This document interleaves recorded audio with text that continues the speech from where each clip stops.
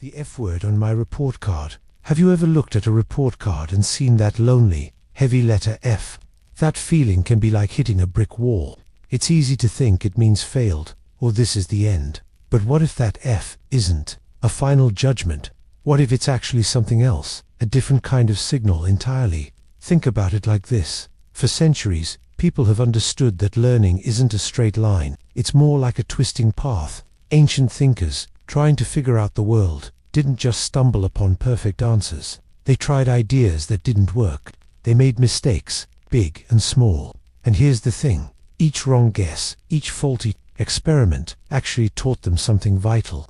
It showed them what wasn't true, narrowing down the possibilities until they got closer to the truth.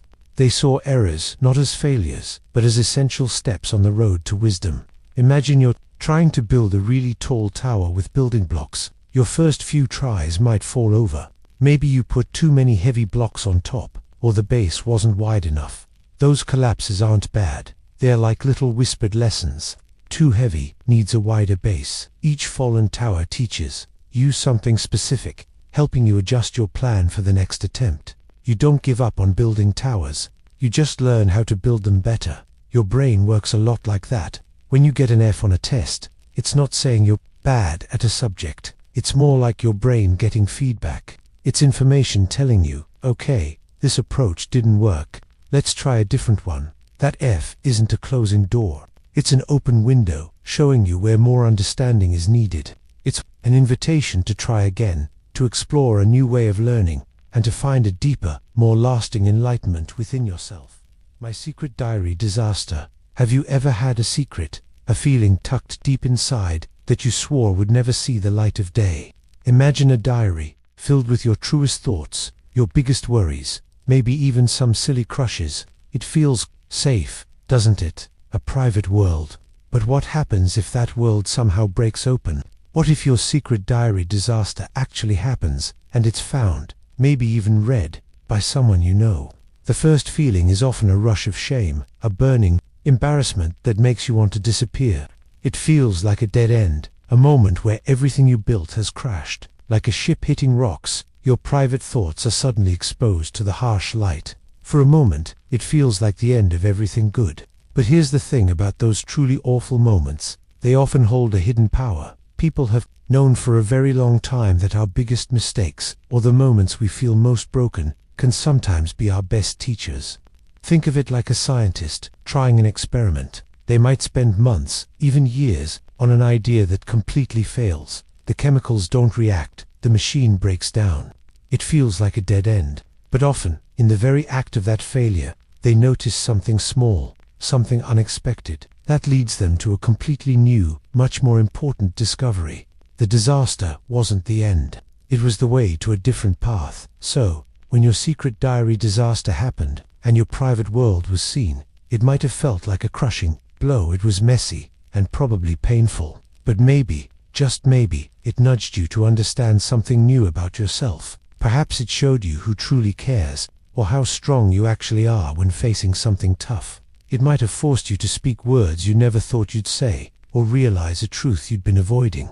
That moment, which felt like the world ending, quietly became a chance to see things differently, to find a quiet kind of understanding within yourself that you never knew existed. When my best friend left me out, have you ever felt completely alone, even when you used to be part of everything? Maybe worse, when your best friend suddenly shut you out.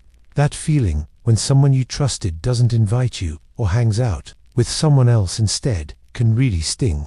It feels like a dead end. Your path with them just stops. But here's the thing. Sometimes, these painful moments, these dead ends, are secret paths to understanding ourselves better. Think about old stories. Many wise people, long ago, talked about how hardship can make you stronger. They knew that tough feelings, like being left out, force you to look inside. Your own mind becomes a quiet place where you have to figure things out for yourself. It's not about finding blame. It's about finding your own strength. This idea shows up in many different cultures across history. They understood that personal growth often comes from uncomfortable times. Imagine a seed. It's buried in the dark earth, all alone. It can't see the sun, surrounded by heavy soil. It might feel like a dead end for that seed. But to grow, it has to push through that darkness, that heavy dirt, on its own. It uses its own energy to sprout, and that struggle makes its stem strong. That difficulty makes it resilient. When a friendship feels off, and you feel left out, it can feel dark and heavy, but pushing through, standing on your own, helps you grow strong roots. So, that feeling of being left out, as tough as it is, can lead you to discover what you really value in a friendship. It can show you your own resilience. It might help you find new interests, or realize you're stronger than you thought. It's not about being okay with being left out forever. It's about understanding that even when things hurt, a quiet strength builds inside you, ready to help you discover new paths. It helps you see yourself more clearly, beyond what one person thinks or does. Getting picked last for the team, have you ever stood there, heart thumping a little, as names were called, one by one, and then you realized you were the very last one left? That feeling, a mix of disappointment, maybe a little embarrassment. It's tough. It feels like a dead end, doesn't it? Like, okay, I'm not good enough. I'm not wanted for this particular thing. But here's the thing. Sometimes, those moments when you feel least seen, least chosen, are actually big turning points. They push you in directions you never expected. Ancient thinkers, even poets from long ago, often wrote about how challenges shape us. They didn't have sports teams like we do, but they knew what it was like to feel left out or overlooked. They believed that when things don't go your way, you learn to lean on yourself more. This isn't about being weak. It's about finding a different kind of strength, one that comes from within, not from being picked first. Think about a tree growing in a harsh, rocky patch of ground. It doesn't get the rich soil or easy sun that other trees do. But because of that struggle, its roots grow deeper, stronger, reaching out further to find water and nutrients. It learns to stand firm against the wind. In the same way, maybe you didn't get picked for the basketball team. So, instead, you picked up a guitar, or started writing stories, or discovered you loved building things with code. And you found a talent, a passion, you might never have known you had if your first choice had worked out easily. That last pick moment pushed you to explore. It's a quiet moment, that feeling of being last. It makes you look inward. It asks you, what else is there? What else am I capable of? And often, the answer is something far more personal and powerful than what you thought you wanted. So, when you feel that sting, remember it's not the end. It can be the quiet beginning of finding a unique path, your own true north. In a world full of paths, it teaches you about your own value, not someone else's idea of it. That time I forgot my lines. Have you ever been there? Standing in front of everyone, maybe for a presentation or a play, and suddenly your mind goes completely blank. It feels like the world stops. You know the words are in there, somewhere, but they just won't come out. It's like hitting a wall, a true dead end. For a moment, there's just silence, and maybe a wave of panic. But here's the thing. What if that blank space isn't empty at all? What if it's actually an opening? Sometimes, when we forget the path we were on, we're forced to look around, to find a new way. Think about it. When an artist can't find the right color, they might mix something new, something beautiful they never planned. When a scientist's experiment fails, they don't just give up. They wonder why. They look for different answers. They learn something unexpected. Long ago, thinkers, like the Stoics, talked about staying calm when things went wrong. They believed that what truly matters isn't what happens to us, but how we react to it. So, forgetting your lines isn't a disaster. It's a chance to breathe. It's a moment to adapt. It's where your brain might actually connect dots in a new way, because the old path just isn't there anymore. Think about a time you were trying to solve a tricky math problem, and you got totally stuck. You stared at it, felt frustrated. But then, maybe you stepped away, took a walk, and suddenly, a different idea popped into your head. That pause, that dead end in your thinking, gave your mind room to explore. It let a new solution sneak in. So, the next time you forget your lines, or hit a wall, don't rush to fill the silence. Let it be. Trust that sometimes, getting lost is how we find new places within ourselves. And that unexpected moment of blankness might just be where real understanding truly begins. The broken guitar string. Have you ever worked really hard on something, only for it to break right at the end? It feels awful, right? Like all that effort was for nothing. But here's the thing. Sometimes, what seems like an ending is really just a different kind of beginning. A broken piece can open up a new path, a new way to see or do things. Think about how people used to learn a long time ago. Before big libraries or the internet, knowledge passed from person to person. If a tool broke, people didn't give up. They had to figure out a new way. This constant need to fix things pushed them to be creative. They saw brokenness not as total failure, but as a puzzle. This idea that problems lead to new discoveries has been around forever. Many old thinkers believed facing difficulties made us stronger and smarter, forcing us to look at things differently. Imagine playing a song on your guitar, and suddenly, a string snaps. It's frustrating. You can't play the song the same way, but maybe it makes you try playing a different part of the song on another string, or perhaps you pick up a different instrument, or you even decide to fix the string yourself, gaining a new skill. Sometimes, in science, experiments fail. A reaction doesn't work, but often, those failed experiments lead to unexpected discoveries, showing scientists something they never looked for. The mistake itself became the clue. So, when something breaks, or a plan falls apart, it's not always the end. It might just be the moment when a new, unexpected path opens up.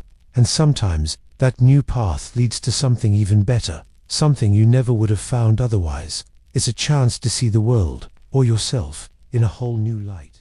Lost in the school hallway. Have you ever walked down a school hallway, feeling that little swirl of panic because you can't find your next class? The bell just rang. Every door looks the same. People rush past.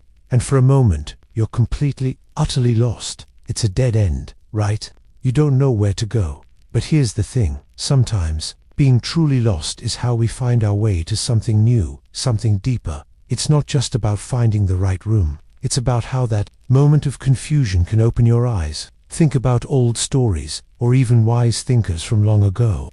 They often talked about how we learn most when we admit we don't know something. They'd say true wisdom starts when you realize you're a bit lost in your understanding.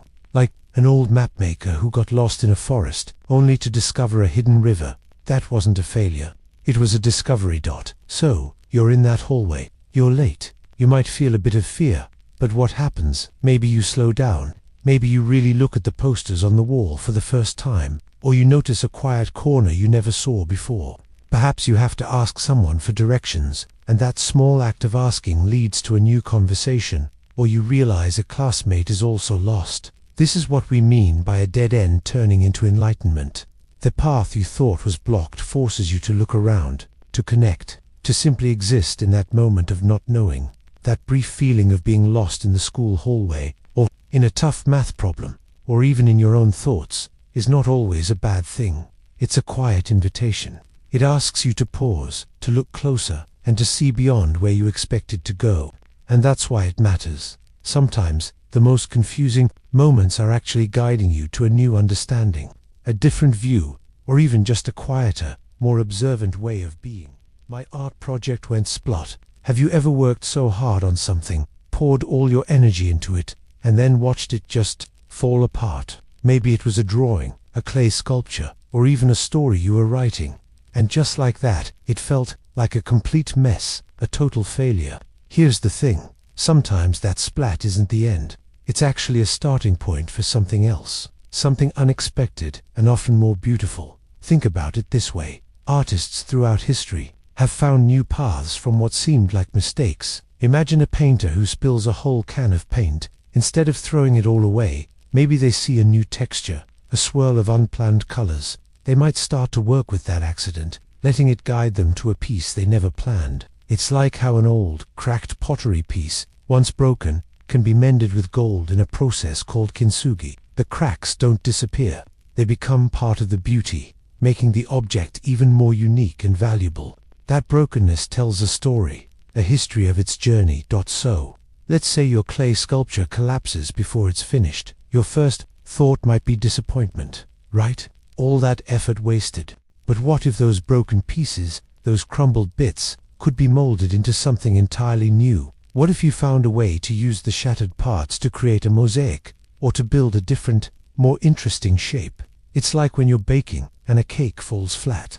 You don't just throw it out. Maybe you turn it into cake pops, or a trifle with layers of fruit and cream. The failure becomes a new kind of deliciousness, and that's why it matters. What we call a dead end in our art, or in our lives, can sometimes be a secret door.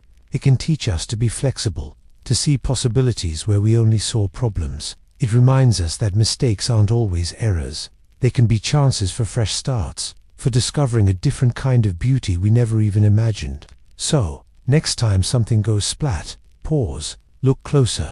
You might find enlightenment hiding in the mess. A door that wouldn't open. Have you ever stood before a closed door, feeling its weight, knowing what's behind it could change everything, but it just won't open? It's a feeling we all know, that moment when a path we hoped for suddenly stops, and it feels like everything is over. It's a heavy feeling, like a sudden stop sign when you are moving fast. Sometimes, the door isn't meant to open right then, or maybe, it's not the right door for us at all. For centuries, thinkers and dreamers have faced these kinds of walls. Ancient philosophers, like the Stoics, taught us about accepting what we cannot change. They understood that some doors simply won't open, no matter how hard you push, and that's okay. They believed wisdom often comes from understanding where our control ends.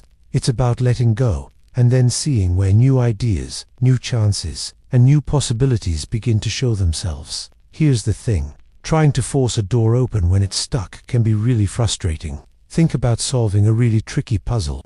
You try one way, then another. You feel stuck, like there's no way forward. It's just like a door that won't give. But then, you step back. You look at the pieces differently. Maybe you try a completely new angle, or you ask for a fresh idea. And suddenly, the answer appears. Not through the path you first tried, but from a whole new direction you had to find. Because that first door was blocked, you were pushed to think differently, to be creative, to look beyond what you thought was the only way. So, when a door stays shut, it might not be a sign of failure. It could be an invitation to pause, to look around, to discover a different path entirely. Sometimes, the most important lessons aren't inside the room we wanted to enter. They are found in the quiet courage of accepting that one door closed, and then turning to realize there's a whole world of other doors waiting. Each one a new chance, a new direction for your journey. The silence after the argument. Have you ever been in the middle of a loud argument? Voices raised, feelings swirling, and then, suddenly, it stops. A quiet falls. It's not just the absence of noise, is it? It's a different kind of space. For a moment, it can feel awkward, even empty, like a dead end where the words just ran out. But here's the thing. That silence, that quiet pause, isn't empty at all. It's often where the real work begins, where true understanding starts to bloom. Think about it like this. When everything is loud, it's hard to truly hear anything, even yourself.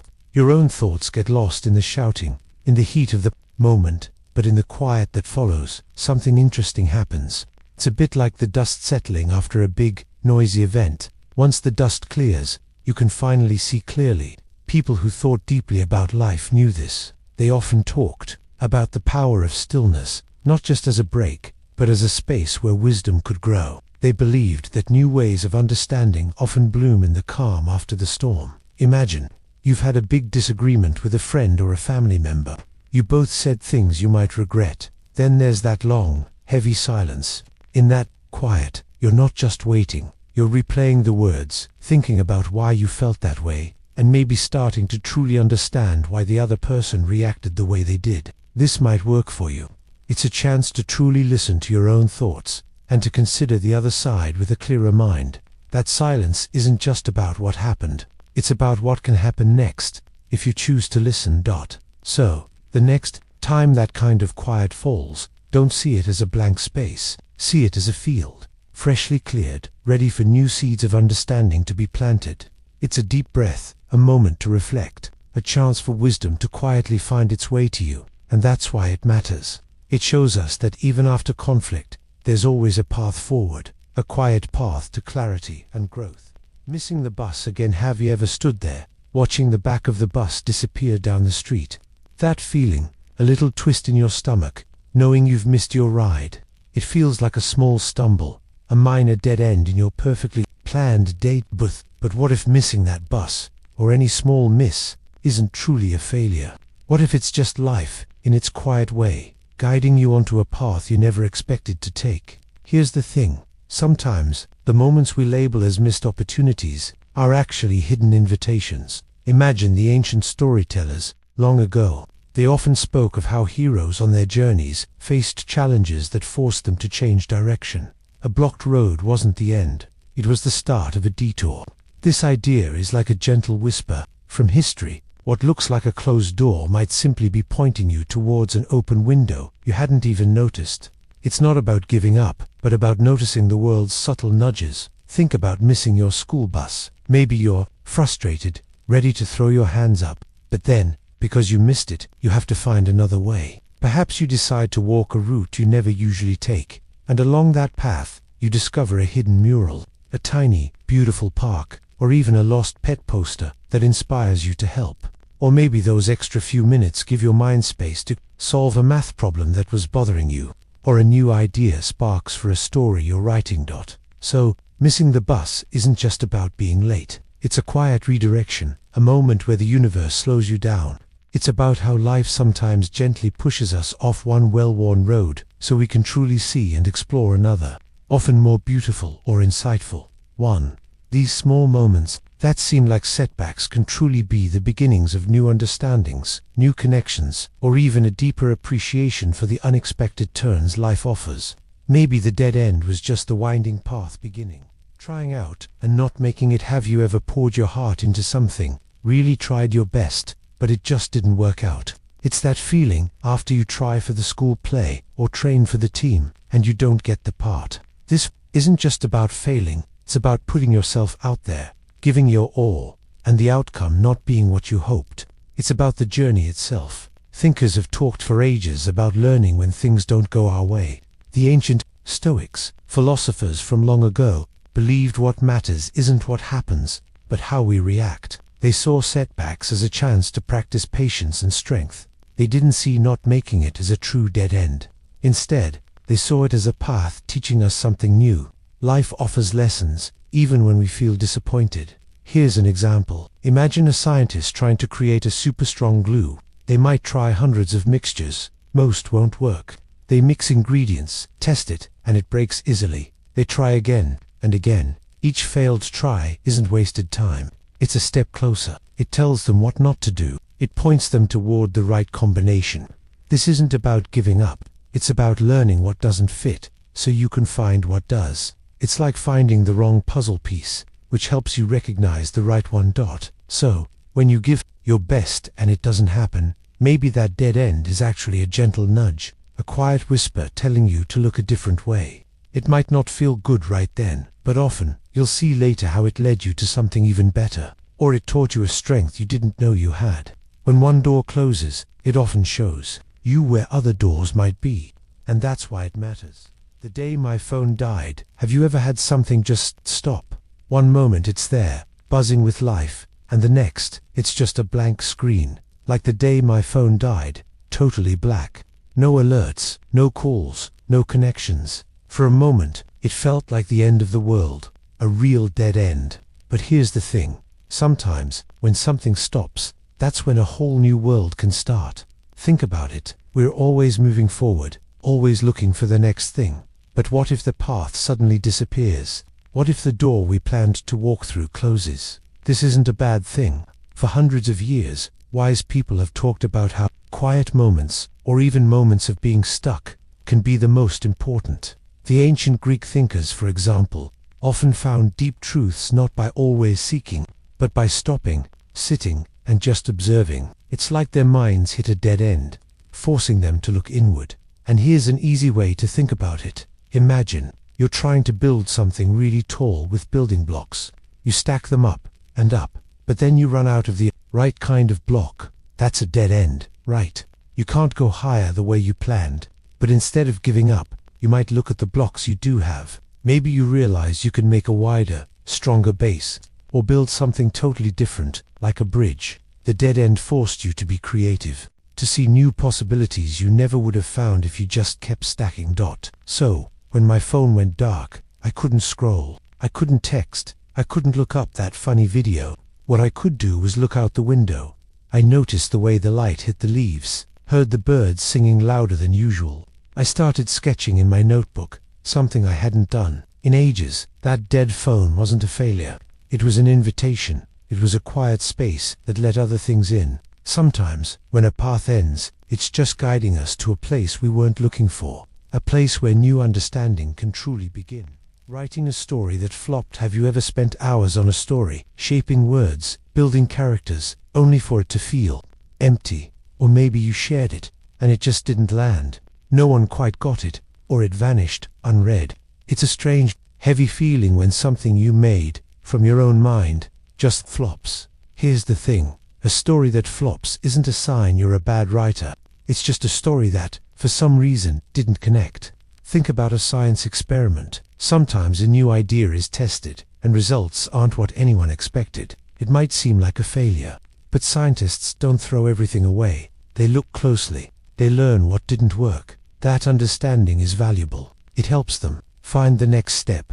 Long ago, thinkers like the Stoics didn't see setbacks as endings. They saw them as teachers. Every stumble held a lesson. It wasn't about avoiding failure, but understanding it. That's why it matters when your story doesn't fly. It tells you something. Maybe the plot was unclear. Characters weren't strong. Or maybe the idea just needed more time, like a seed not quite ready to bloom. Imagine building a paper airplane. You fold it, crease the wings, and toss it. But it wobbles and drops. You feel disappointed, sure. Then you pick it up. You look at the folds. You might change the wing angle, or make the nose heavier. You don't give up on flying. You just learn something new about balance. So, when a story flops, it's not the end of your writing journey. It's a moment where you paused, looked at your creation, and learned something deep about the craft, about yourself. It's a quiet whisper telling you to try a different path, to fold the wings in a new way. That whisper, if you listen, can lead to your next, stronger story. It's not a dead end, but a turning point. Feeling invisible in a crowd. Have you ever stood in a busy hallway, or maybe at a crowded game, and felt like no one really saw you? Not that you were actually invisible, but more like you just blended in. Like you were a single drop in a huge ocean. The waves kept moving, hardly noticing you were there. This feeling, this sense of being unnoticed even when surrounded by people, is what we mean by feeling invisible. It's a quiet kind of loneliness. A thought that your own unique self isn't quite shining through. For a long time, people have wondered about this very thing. Even ancient thinkers asked how each person, each unique soul, could matter in a world full of so many others. They knew that sometimes we feel small. It's a natural part of growing up, learning who you are, and finding your place in a world that can feel enormous. And that's why it matters to explore it. Think about a single firefly at night. If there's just one, you notice its tiny light blinking. But imagine a huge field, full of 1,000 fireflies all blinking at once. It's a beautiful sight. But suddenly, that one firefly's light might not stand out as much. It's still there, still doing its part. It's part of a much bigger glow. This is kind of like us in a crowd. We're still shining, even if our light feels dimmed by all the others around us. But here's the thing. That firefly is still a firefly. Its light is still its own. Feeling invisible isn't a sign you don't matter. Often, it's a quiet invitation. It's a chance to listen to your own thoughts, to see yourself for who you truly are, away from the noise of others' expectations. It's a moment to remember your own unique flicker, to understand that your light, no matter how small it feels in a big crowd, is still entirely yours, and truly important. The big sibling fight. Have you ever had one of those big fights with a brother or sister? It feels like a messy dead end, right? Like the world just stops, and nothing good can come from all that yelling or silent anger. But here's the thing, sometimes the most tangled paths, the ones that feel totally stuck, are actually leading somewhere important. Wise thinkers throughout history, from ancient times to now, often taught that true understanding isn't found in perfect calm. It blooms in the midst of challenge. Think about a strong tree. Battered by winds, it develops deeper, tougher roots. It's the struggle that builds its strength, making it stand tall. It's a bit like how a pearl is made inside an oyster. A tiny bit of sand, something irritating, gets stuck inside. The oyster doesn't just get rid of it. Instead, it works around that problem, slowly, layer by layer, until it creates something beautiful and smooth. That tough little piece of sand isn't a dead end. It becomes a jewel. So, when you and your sibling are having a big disagreement, Maybe over who gets the TV remote, or a forgotten promise. It feels like that piece of sand. It's annoying, it's uncomfortable, but maybe, in that moment, you learn to really listen, even when you're mad. Maybe you find your voice to say what you truly feel. Or maybe you learn the quiet power of forgiving, even when it's hard. And that can make your connections stronger. These aren't just wasted arguments. They're like rough stones tumbling in a swift river. They might be sharp and jagged at first, but with every bump and turn, they get a little smoother, a little more polished. And you, like the stone, become a little more patient, a little more understanding, a little wiser about relationships. So, the next time that storm brews, know that even in the loudest clashes, there's often a quiet lesson waiting, a path to something deeper and more true, hidden right there in the heart of the fight. It's a chance to grow, even when it hurts. A puzzle with missing pieces. Have you ever looked at a puzzle, only to realize some pieces were missing from the start? It's a strange feeling. You see parts of the picture, but never the whole thing. And here's the thing, life can feel a lot like that. We face big questions, or everyday problems, and we just don't have all the information. There are gaps, blank spaces where answers should be. It's like trying to understand something important, but part of the story is simply gone. Think about early thinkers, people like ancient astronomers. They looked up at the night sky, seeing stars and planets move. They saw patterns, but they didn't have telescopes. They didn't know about gravity the way we do now. They had to piece together what they saw with very few facts, making guesses. Their understanding was like a puzzle with huge gaps, where crucial knowledge was missing. They had to imagine what might fill those voids. It's a bit like when you're trying to build something, maybe a Lego set, and you find a crucial part is just not there.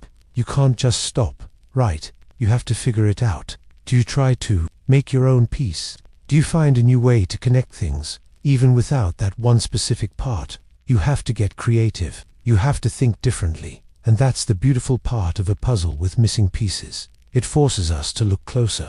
It makes us pause and wonder, what else could fit here? Sometimes, the solutions we find by working around those empty spaces are even more clever, more unique than if we'd had all the answers. It teaches us to be okay with not knowing everything. It reminds us that often, the journey of searching for those missing parts is where true understanding begins. When my plant withered, have you ever nurtured a plant, watered it, gave it sunlight, only to watch its leaves turn yellow and fall?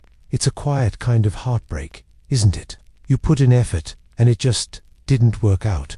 It feels like a small, dead end, a tiny moment of failure right there on your windowsill. But here's the thing, what if that withered plant wasn't truly an end, but a quiet lesson in disguise? What if its fading was actually a way for you to understand something deeper about life, about change? Sometimes, the things that seem to fail us, or simply finish, are actually opening doors to new kinds of knowledge. People have thought about this for thousands of years. Ancient storytellers and wise thinkers from different cultures around the world often talked about cycles. They understood that everything in nature changes. A tree loses its leaves in autumn, and for a while, it looks bare and empty, but it's not dead. It's simply resting, getting ready for the spring, for new growth. This idea that an ending can lead to a new beginning is everywhere if you look closely. Think about the soil in a garden. When leaves fall and plants die back, they don't just disappear. They break down and become part of the earth, making the soil rich and healthy for the next generation of plants to grow. That end for the old leaves becomes the very thing that helps new life thrive. It's a natural, quiet transformation.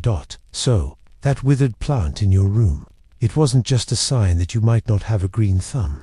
It was a gentle reminder that life moves in cycles. It taught you that letting go is sometimes part of the journey, and that even when something doesn't turn out as you hoped, there can be a quiet wisdom in its passing. Sometimes, understanding blooms right out of what seemed like an ending. My idea got laughed at. Have you ever shared an idea, something important to you, only to have it met with giggles or dismissal? It's a tough feeling, like a small light inside you just got snuffed out.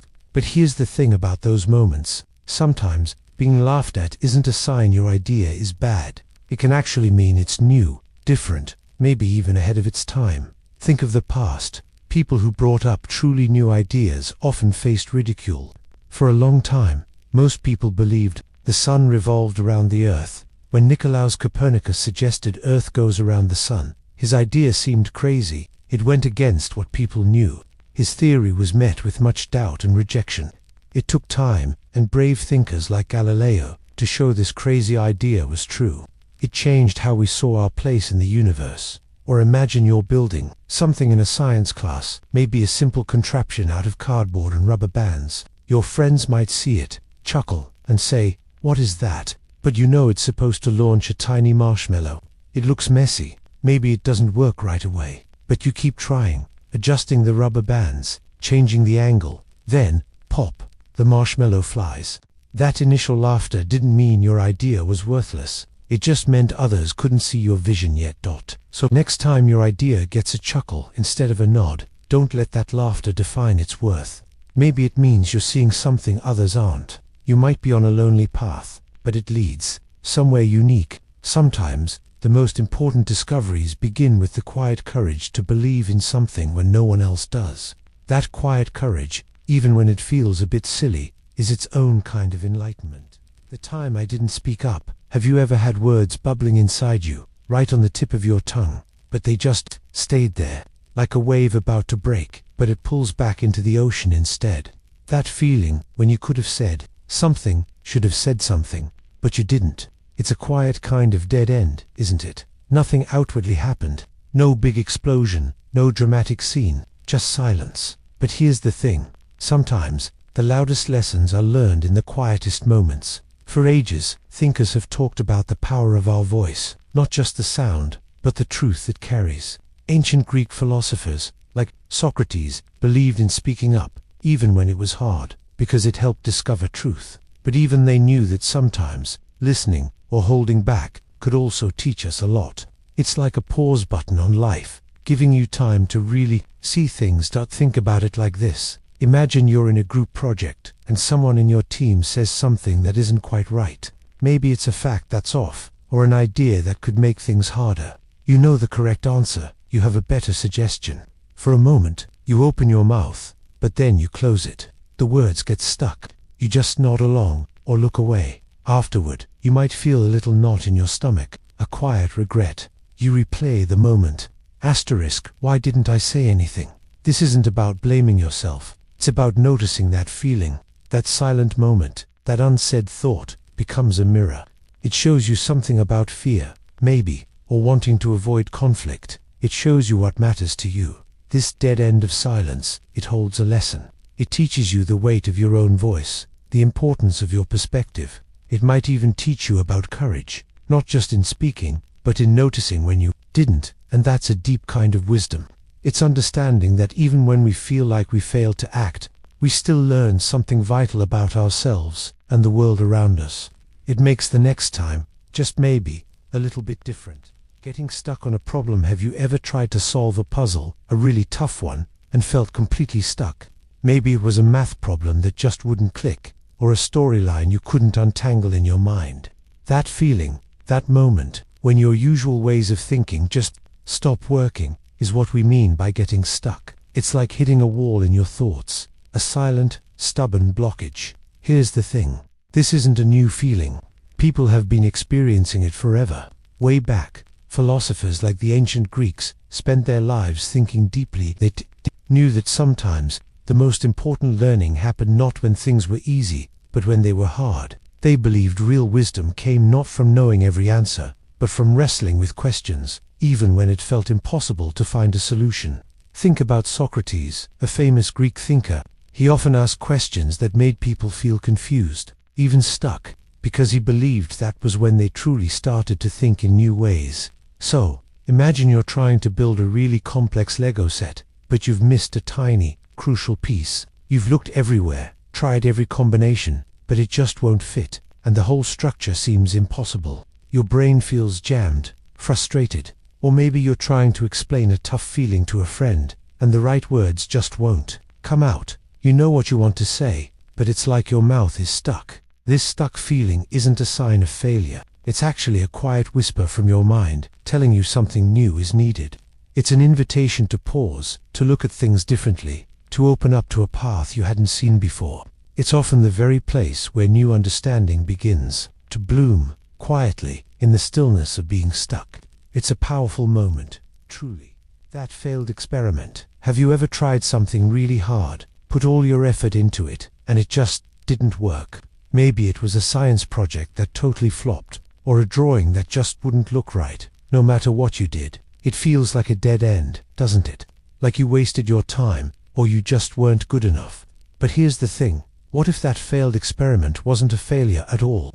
What if it was just a different kind of success, waiting to be understood for a long, long time? People have thought about this. Ancient thinkers, wise people from history, they understood that learning often comes wrapped in mistakes.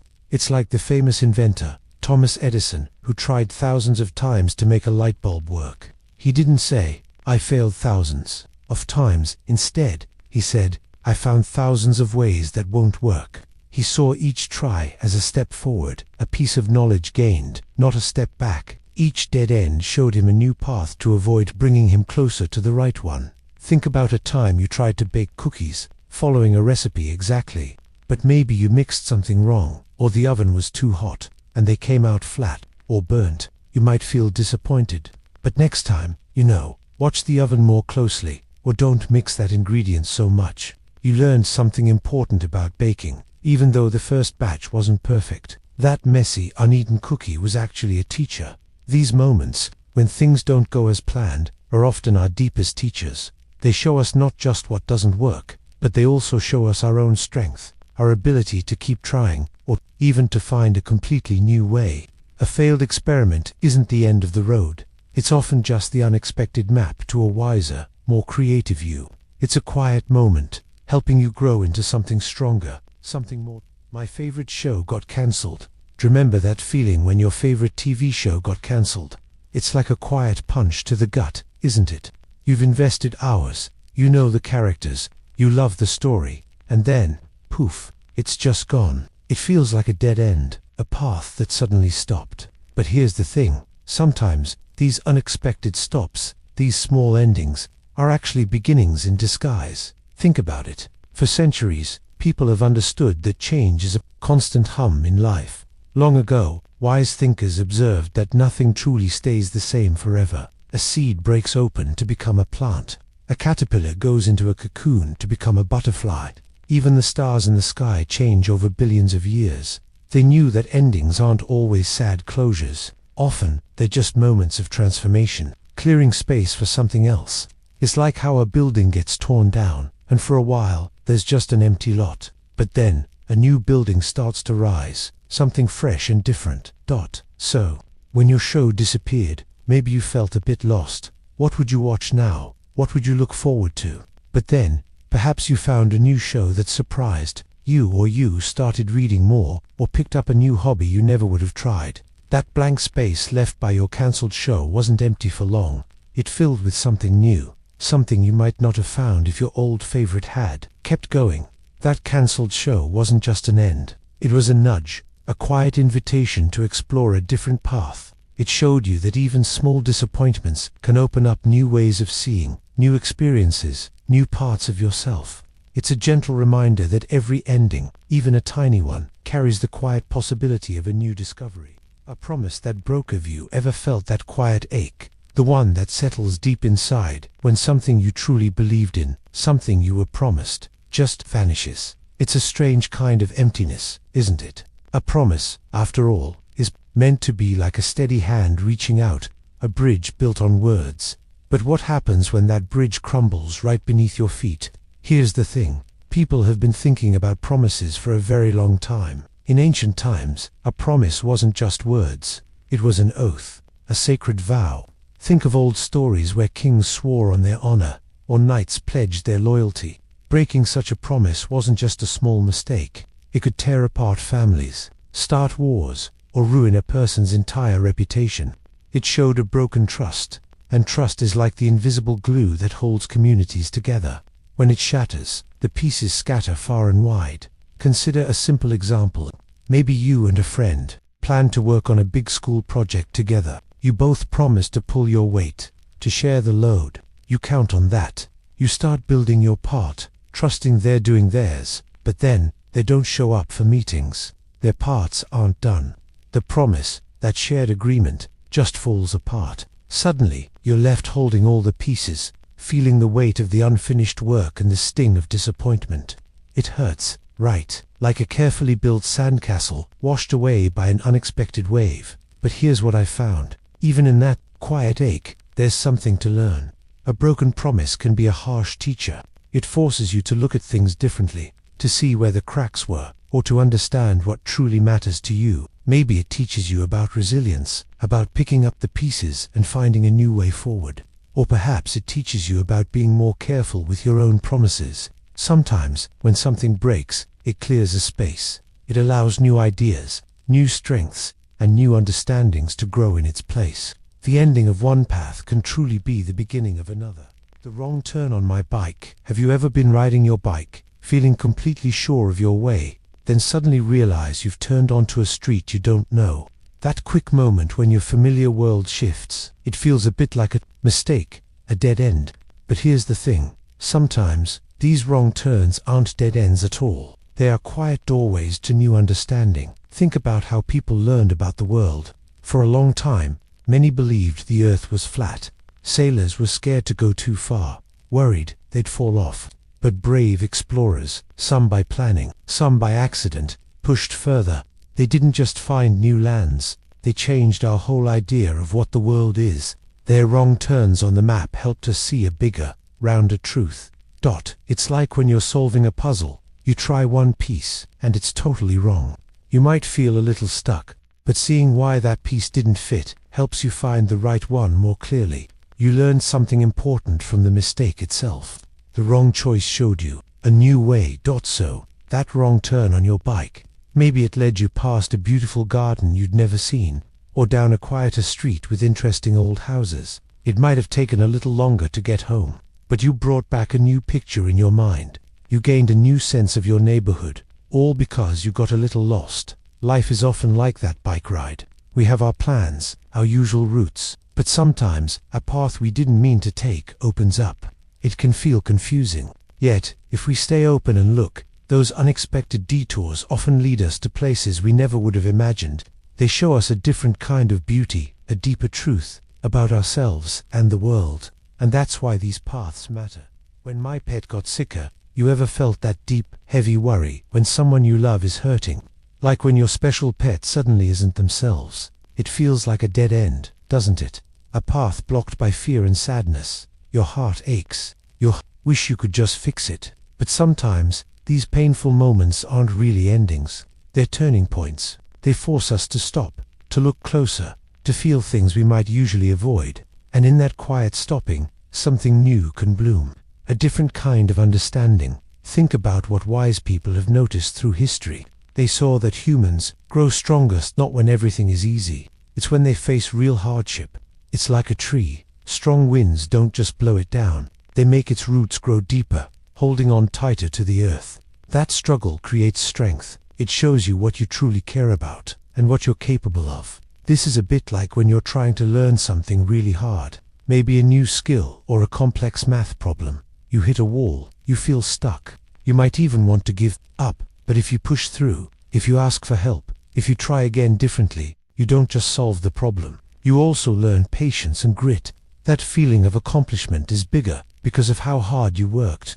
Here's what I found. The dead end taught you more than an easy path ever could. When our pet was sick, it hurt deeply. It was a time of vulnerability and fear, but it also taught me about a kind of love that asks nothing, only presence. It taught me about caring for something fragile, and about the quiet strength inside me I didn't know was there. These hard moments don't just pass, they leave a mark, a deeper wisdom, like soft ripples spreading in a quiet pond. Trying to fit in, but couldn't they? Have you ever felt like a lonely star, shining a little differently than all the others in the sky?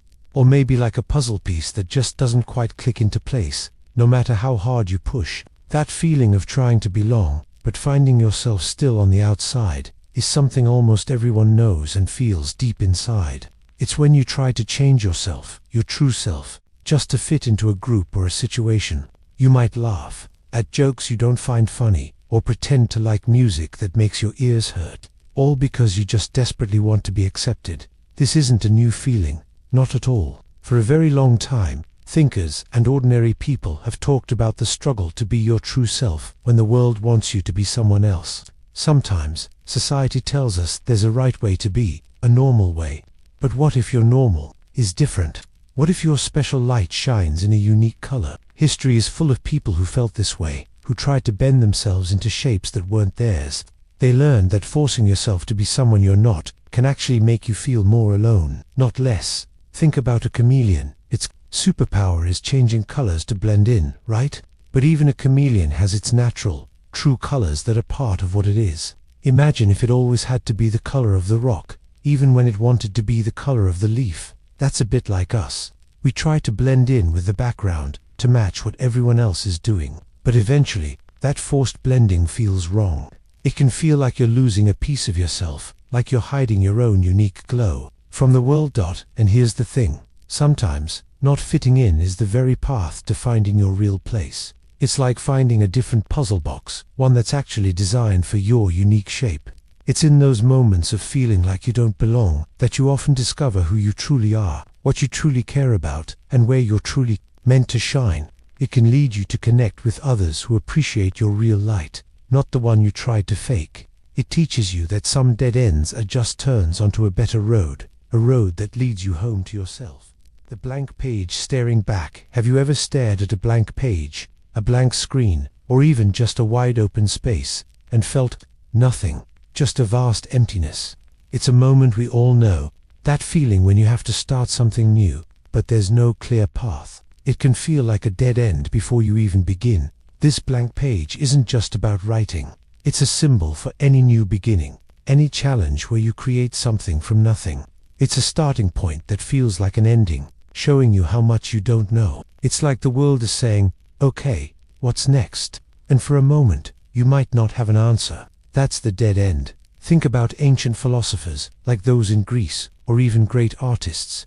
They often spoke about the void, a space before creation. Before the universe, there was believed to be nothing, a great emptiness. To them, this wasn't always scary. It was the ultimate potential. It was a space where everything could become something. Even wise thinkers knew that starting with nothing could be powerful. It's the moment before an idea sparks. Consider a scientist trying to find a cure for a disease. They start with countless questions and very few answers. It's a blank page of knowledge. They might run experiment after experiment, seeing only failures. Each failed test is like a mark on that blank page, saying not this way. But each failure also teaches them something. It narrows down possibilities. Or imagine a new video game level. You start in an empty room, no instructions. You try left, try right, fail, reset. But each try tells you something about the game, about hidden paths. You're learning by trying. So, when you see that blank page, try not to see an end. See it as pure possibility. It's a sign you're on the edge of something new. It's a chance to invent, to discover. That first feeling of nothing isn't a dead end. It's actually the very beginning of enlightenment, because it forces you to look deeper, to think differently, and to finally create. The blank page isn't empty. It's waiting. My secret crush said no. Has your heart ever felt like a crumpled piece of paper after someone you really liked told you no? That feeling can be sharp, like a sudden drop. It feels like a closed door on a dream you held close. But here's the thing. A no isn't always a dead end. Sometimes, it's just a turn in the road, leading you somewhere new. Thinkers have long talked about facing things we can't control. Imagine ancient Stoic thinkers. They believed strength wasn't about getting everything, but how you reacted when things didn't go your way. A no from someone else. That's not in your control, but you can control how you feel and what you do next. This moment forces you to look inward, to understand your feelings and see what really matters. Think about a scientist in a lab. They might try hundreds of experiments, and many will fail. The experiment says no to their idea, but each no isn't a failure. Instead, it tells them what doesn't work. It helps narrow possibilities. It pushes them to try a new angle. This often leads to a new discovery they wouldn't have found if the first try worked perfectly. It's like finding a puzzle piece doesn't fit, so you look for where it does fit, or even discover a new way to build the puzzle. So, when your secret crush says no, it feels personal, and it hurts. but it's also a chance to learn about your resilience. It's a chance to discover what truly makes you happy, beyond what you thought you wanted. It's a quiet moment, asking you to believe in your path, even if it looks different from what you first imagined. You are stronger than you know. A project too big to start. Have you ever looked at a huge task, like a big school project, or a room needing a total cleanup? You stand there, hands on hips, feeling it's impossible, so big, so overwhelming, you don't know where to begin. That feeling, stuck before you start, is a dead end. Here's the thing. Many great achievements began with someone feeling that way. Think about the pyramids. They didn't just appear. An author writing a massive book, not written all at once. Even the longest journey, as an old saying goes, starts with one step. Thinkers said breaking the huge into tiny pieces gets big things done. It's taking the first breath, placing the first stone, or writing the first sentence. So, when you look at that messy room, instead of clean the whole room, maybe just pick up one sock. For that huge research paper, not write the entire thing, but write one introduction sentence. It's like a plant growing. It doesn't instantly become a tree. It starts as a tiny seed, pushes a root, then a sprout, slowly reaching for the sun, one growth at a time. The real dead end isn't failing after you try. It's being too afraid to take that first small step. But here's what I found. When you take that single tiny step, something shifts inside you. The mountain doesn't shrink, but your fear does. That one small action becomes a quiet ripple. It's a brave act of trust, a gentle whisper, I can begin. And in that small beginning, the path forward appears, not as a giant leap, but as a series of possible steps. It's choosing to move, even when the whole picture seems too grand. The game we lost badly. Have you ever felt like you truly lost something? Not just a little, but completely. Like a game that went so wrong, the score wasn't even close. It stings, doesn't it? That feeling of total defeat can feel like the end of everything, a giant, flashing dead-end sign. But here's the thing. Sometimes, losing that badly is exactly what shows us a different, brighter path we never would have seen otherwise. Think about it. For centuries, people have stumbled through life, making mistakes, sometimes huge ones. Ancient thinkers, like the Stoics, often talked about accepting things we couldn't change, and learning from every single event, good or bad. They saw failure not as a finish line, but as a teacher. History is full of explorers who got lost, inventors whose creations blew up, or leaders who made terrible decisions. It felt like a dead end, a game lost terribly. But those moments, those complete crashes, often forced them to look harder, think differently, and ultimately find something amazing. Imagine a science project for the fair. You and your team work so hard, but on presentation day, your volcano doesn't erupt, your robot arm falls apart, or your plant experiment just ... wilts. You feel like you lost badly. Not just the fair, but your whole effort. It's embarrassing. But in that complete failure, you might actually learn more. Maybe you realize your design was flawed, or your understanding of the chemicals was off, or you needed to water the plants differently. You dig into why it failed.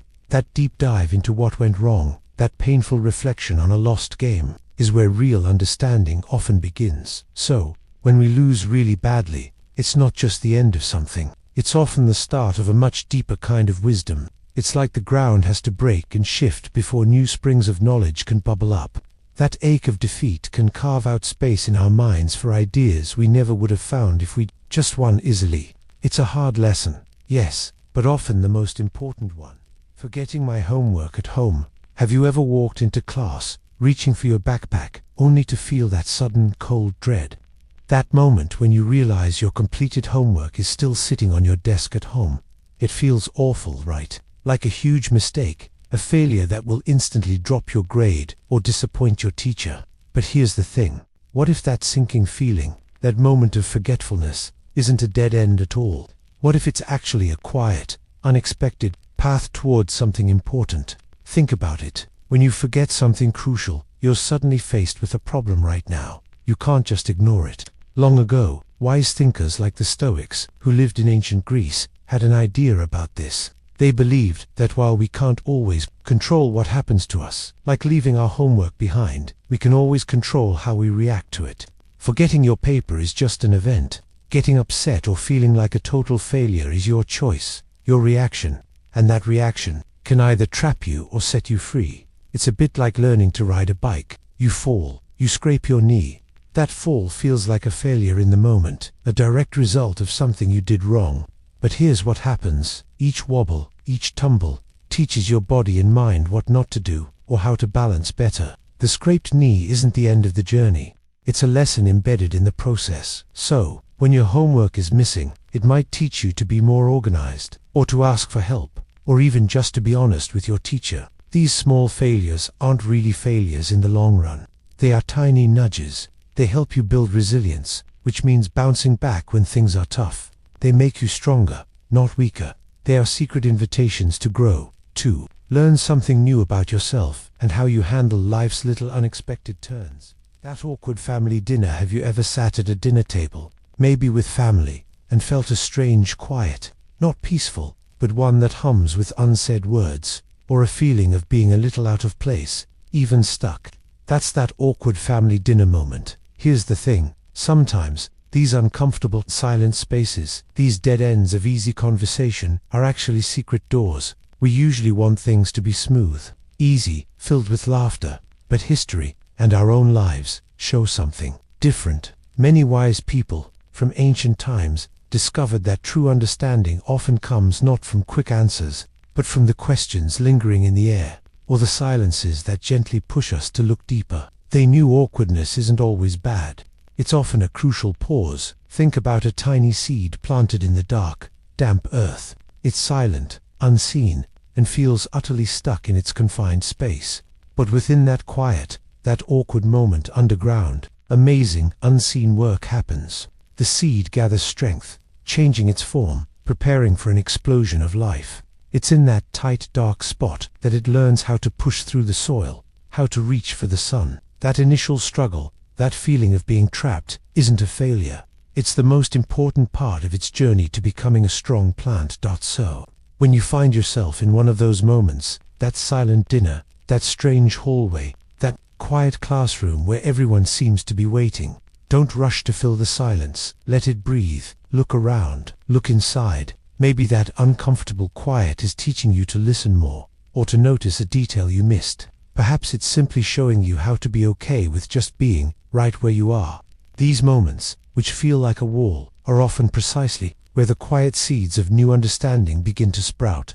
They gently show you a path you hadn't even known existed, inviting you to look at the world and yourself in a new, softer light. My voice crack in front of everyone. Have you ever had a moment where everything just stopped? Maybe your mind went totally blank, or your voice did something unexpected, right in front of everyone. It feels like the world pressed pause, just to highlight your biggest stumble, like you hit a dead end, a moment you wish you could just erase. But here's the thing, sometimes, these very moments, these small cracks in our perfect plans, are exactly where a new kind of light gets in. For a long time, people have understood this idea. Ancient thinkers, like the Stoics, believed that facing discomfort, even embarrassment, wasn't a punishment. It was a teacher. Think about how many inventions came from hundreds of failed attempts, or how a scientist learns more from an experiment that doesn't work than from one that goes perfectly as planned. The dead end wasn't the end. It was the way to figure out the right path. It showed you where you needed to grow, or where your true strength lay hidden. Imagine you're giving a presentation at school, maybe about a book you really love. You've practiced, but right in the middle, your voice suddenly squeaks, or it cracks, and you feel your face get hot. You feel everyone watching. For a second, it's total panic. That's the dead end feeling. But then, maybe you take a breath, you pause, you keep going, maybe a little softer, a little slower. And what happens? You realize the world didn't end. People probably didn't even notice as much as you thought. Or, if they did, they understood. You learned that you could push through the awkwardness. You discovered you're stronger than a little stumble. So, those moments when your voice cracks, or you trip, or you say the wrong thing, they aren't meant to hold you back. They're like tiny windows that open up in unexpected places. They show you that being human means being imperfect. And sometimes, that imperfection is the most beautiful, most real part of us. It's how we learn to be brave, one wobbly step at a time, moving towards a deeper understanding of ourselves. The day my favorite toy broke. Do you remember the day your most favorite thing broke? the one you held so tight that felt like part of you. Maybe it was a worn-out toy, a favorite drawing, or even a memory that suddenly felt lost.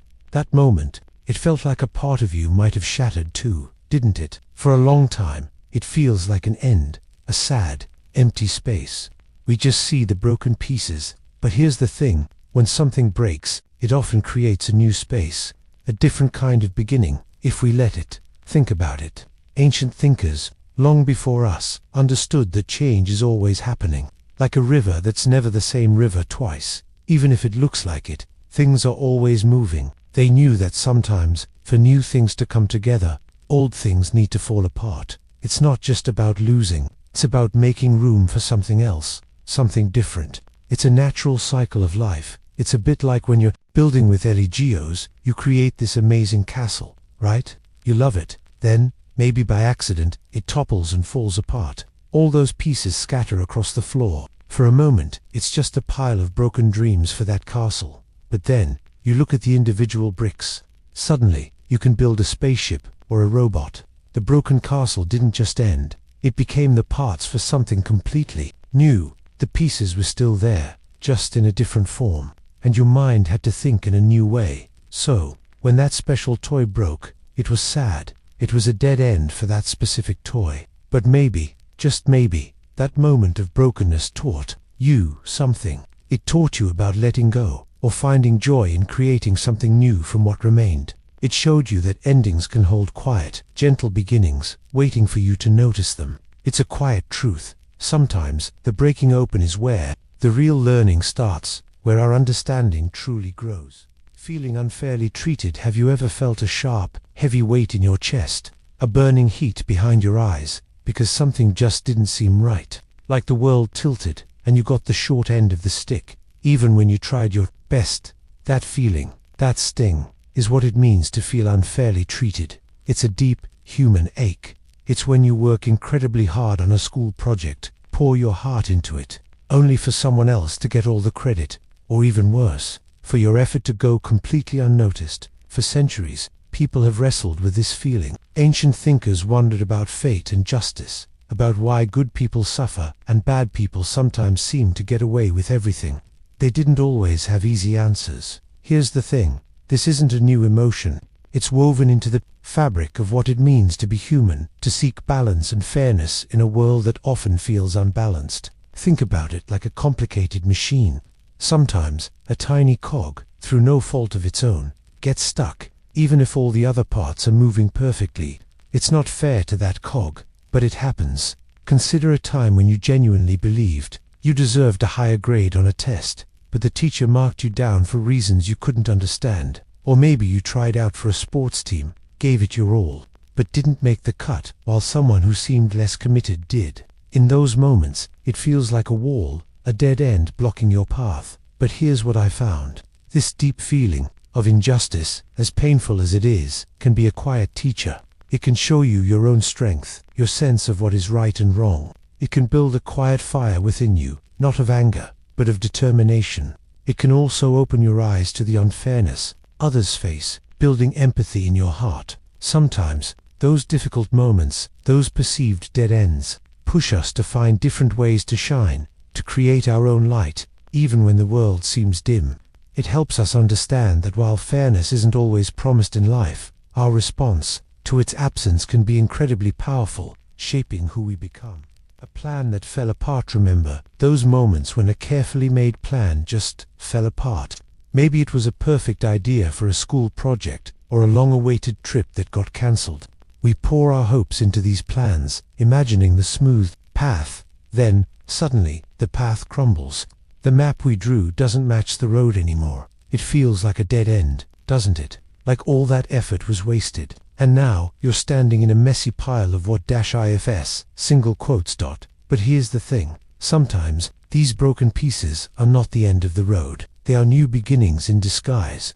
Think about people throughout history who faced huge setbacks. Consider Thomas Edison, trying to invent the light bulb. He failed thousands of times. Each attempt was a plan that didn't work. He didn't call them failures, though. He saw them as finding 10,000 ways that won't work. Each broken plan taught him something vital.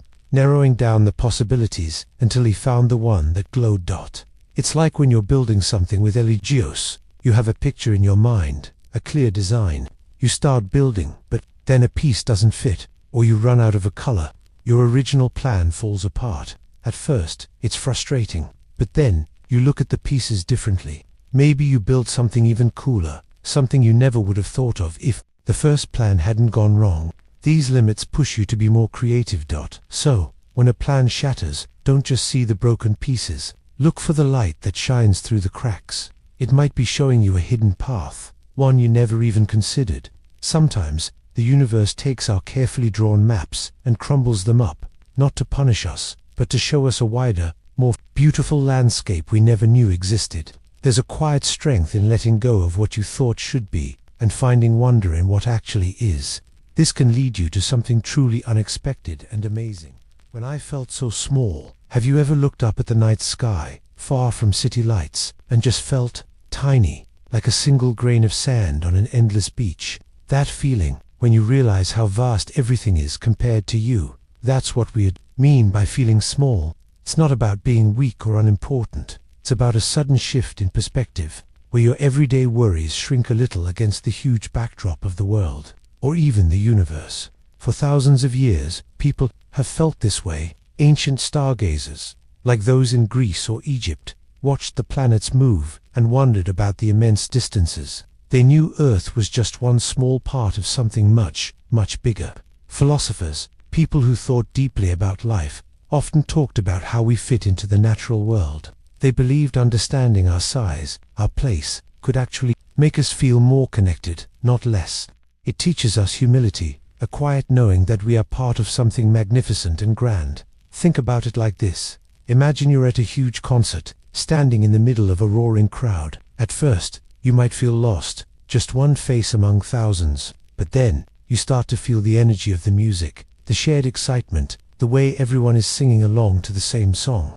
Suddenly, being small in that crowd doesn't feel lonely. It feels like being part of something powerful and shared. You're connected to everyone around you by that common experience. So, when we feel small, maybe staring at the stars, or just thinking about how much there is to learn, it can actually open us up. It can remind us that our problems, while real, are part of a larger story. And being a small part of something immense can feel less like being insignificant and more like being a tiny, perfect piece of a giant, beautiful puzzle. The email I shouldn't have sent. If you ever hit send on an email or a text, and then wished you could take it back? That, knot in your stomach, the sudden chill of regret, it's a feeling many of us know. It's like you've walked straight into a dead end, a path you didn't mean to take. But here's the thing about those moments of instant regret. They aren't always just dead ends. Sometimes, they're actually hidden doorways. Long ago, thinkers like the Stoics didn't avoid mistakes or tough times. They believed that challenges, even our own errors, were like a secret school. They saw them as chances to grow stronger, to understand ourselves, and to learn about the world. For them, a bad choice wasn't just a failure. It was an unexpected teacher, guiding them toward wisdom. It sounds strange, but even things that sting can help us grow. Think about a time you got upset and sent a message you shouldn't have. Maybe it was to a friend or a teacher, words you didn't truly mean. The moment after, a wave of shame or fear washes over you. You think, oh no, I messed up everything. But that uncomfortable feeling, that's where the lesson often starts. Maybe it makes you think about why you are angry, or how your words affect others. This mess up can push you to apologize, or to think twice next time. It forces you to pause and reflect on your actions, and on who you want to be. So, while we all want to avoid sending that email we regret, or making that quick, bad choice, remember this. Sometimes the path we shouldn't have taken leads us to a deeper understanding. It's not about making mistakes on purpose, but about seeing the quiet, slow growth that can bloom even in moments of regret. Those dead ends can be the start of a new kind of wisdom, a soft light showing us how to be a little kinder, a little wiser. Next time, my drawing that just wasn't right. Have you ever poured your heart into something, like a drawing you really wanted to be perfect, only for it to feel off? You stare at it, wondering what's wrong. Maybe it's a tree, and the branches just don't curve the way they should. Or a face, and the eyes don't quite show the feeling you imagined. You try to fix it, erasing lines, redrawing, but it still doesn't click. It just feels stiff or untrue to what you saw in your mind. This moment, when something just isn't right, can feel like a complete dead end for your creativity. But here's the thing.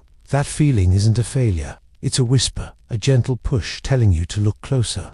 Think about it, like the great inventors of the past. Someone like Thomas Edison, when he was trying to invent the light bulb, had to try thousands of different materials for the filament before he found one that worked. He didn't see those thousands of attempts as failures. He saw them as learning what didn't work.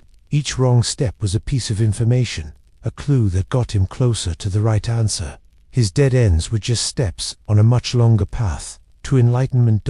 It's like when you're building something with Legos, you might follow the instructions piece by piece, but then you look at your creation and it just doesn't look like the picture. Maybe a whole section feels wobbly, or the colors are mixed up. Instead of just forcing it, you have to stop. You have to take apart that section, piece by careful piece. As you dismantle it, you might suddenly see where you made a mistake, or even get an idea for a better way to build it. That moment of things not being right gives you the chance to see with new eyes. It shows you what needs to change, not just in the drawing, but sometimes in your way of thinking or seeing. So, when you're drawing, or anything you're working on, just isn't right, remember this: it's not a sign to give up. It's an invitation. It's a chance to pause, to listen to that quiet feeling in your gut, and to discover the unexpected path that was hidden within that moment of confusion. It's a path that leads to a deeper understanding, making your final creation, or even just your next attempt, so much more authentic and true. Being left alone at lunch. Have you ever found yourself sitting alone at lunch? Maybe your friends are absent, or busy with someone else, or you just don't have anyone right then. That feeling, that quiet moment, can sometimes feel like a dead end, like the path just stops and you're stranded. But what if that quiet isn't an ending? What if it's a new kind of beginning? For a very long time, thinkers and artists have known this secret. People like Henry David Thoreau, who went to live by a pond in the woods, or even ancient monks who spent many hours in silence. They weren't just lonely, they were choosing to be alone. They found that these moments of quiet, of being with just their own thoughts, were incredibly powerful. They didn't see it as a problem, but as a chance to truly see things. They found deep insights when they stepped away from the noise. Here's how it works. Think about a seed. It needs to be planted, alone in the soil to grow strong. It doesn't sprout well if it's too crowded. Or imagine you're trying to solve a tricky math problem. Sometimes, the best way to figure it out isn't by talking with everyone, but by sitting quietly with your pencil and paper, letting your own brain work things out without distractions. This can help you see a solution you couldn't find before. So, the next time you find yourself alone at lunch, don't rush to fill the silence. Don't worry about what others might think. Instead, try to notice the quiet. Use that time to just be with yourself. Maybe you'll notice something new about the world around you, or about your own thoughts. Perhaps you'll get a great idea for a story, or a solution to a problem you've been pondering. And that's why it matters. Being left alone, sometimes, is exactly what we need to hear our own quiet wisdom. It's a chance to grow in ways you never expected, right there in the middle of a busy day. The book I couldn't finish. Have you ever started a book, a game, or even a drawing, and just couldn't finish it? It sits there, unfinished, a quiet challenge you couldn't meet.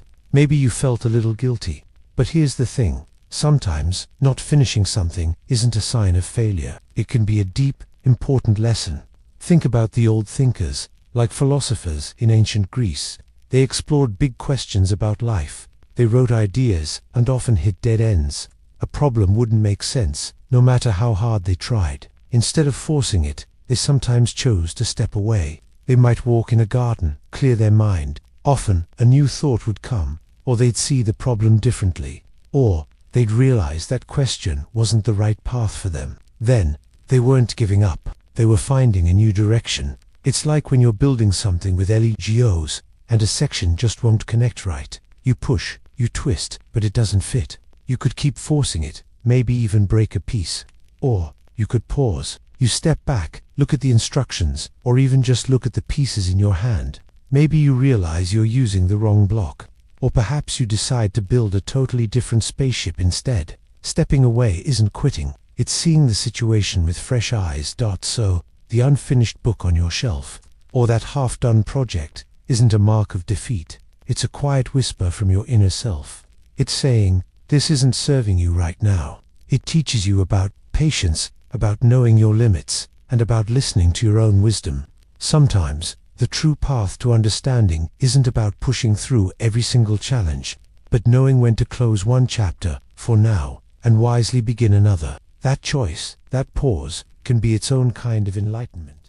My big idea went nowhere. Have you ever worked so hard on something, only for it to just stop? Like you poured your heart into a project, a dream, and then it just fizzled out. That feeling, when your big idea goes absolutely nowhere, can be crushing. It feels like a dead end. You imagined a grand path, but then you hit a wall. All that effort, all that hope, seems to vanish. It's a quiet kind of heartbreak, isn't it? The silence where a triumph should have been. For centuries, people have felt this. Thinkers, artists, scientists, they all had moments where their most brilliant thoughts crashed. Thomas Edison, for instance, had thousands of failures trying to invent the light bulb. He didn't see them as failures, though. He saw them as finding ways that wouldn't work. Each dead end taught him something vital. It showed him where not to go, and that's why it matters. Imagine you're planning the perfect group project for school. You have this amazing concept. You map out every step, maybe even draw diagrams. You're so excited, but then it just doesn't come together. Your teammates don't get it, or the materials don't work. The project falls apart. Your big idea, so grand in your mind, goes nowhere. It feels like a waste of time, doesn't it? But here's the thing, that nowhere isn't always empty. It's often a space where new seeds can grow. When one path closes, you're forced to look around, to find another way. You learn what doesn't work. You learn about your own resilience. You might discover a better idea, or even a deeper understanding of yourself. So, sometimes, the end of one big idea is just the beginning of a wiser one. It's a quiet turning point, moving you not backward, but somewhere else entirely. And that's enlightenment, in its own way. A friend moved away. Have you ever felt that quiet ache when a friend moved far away?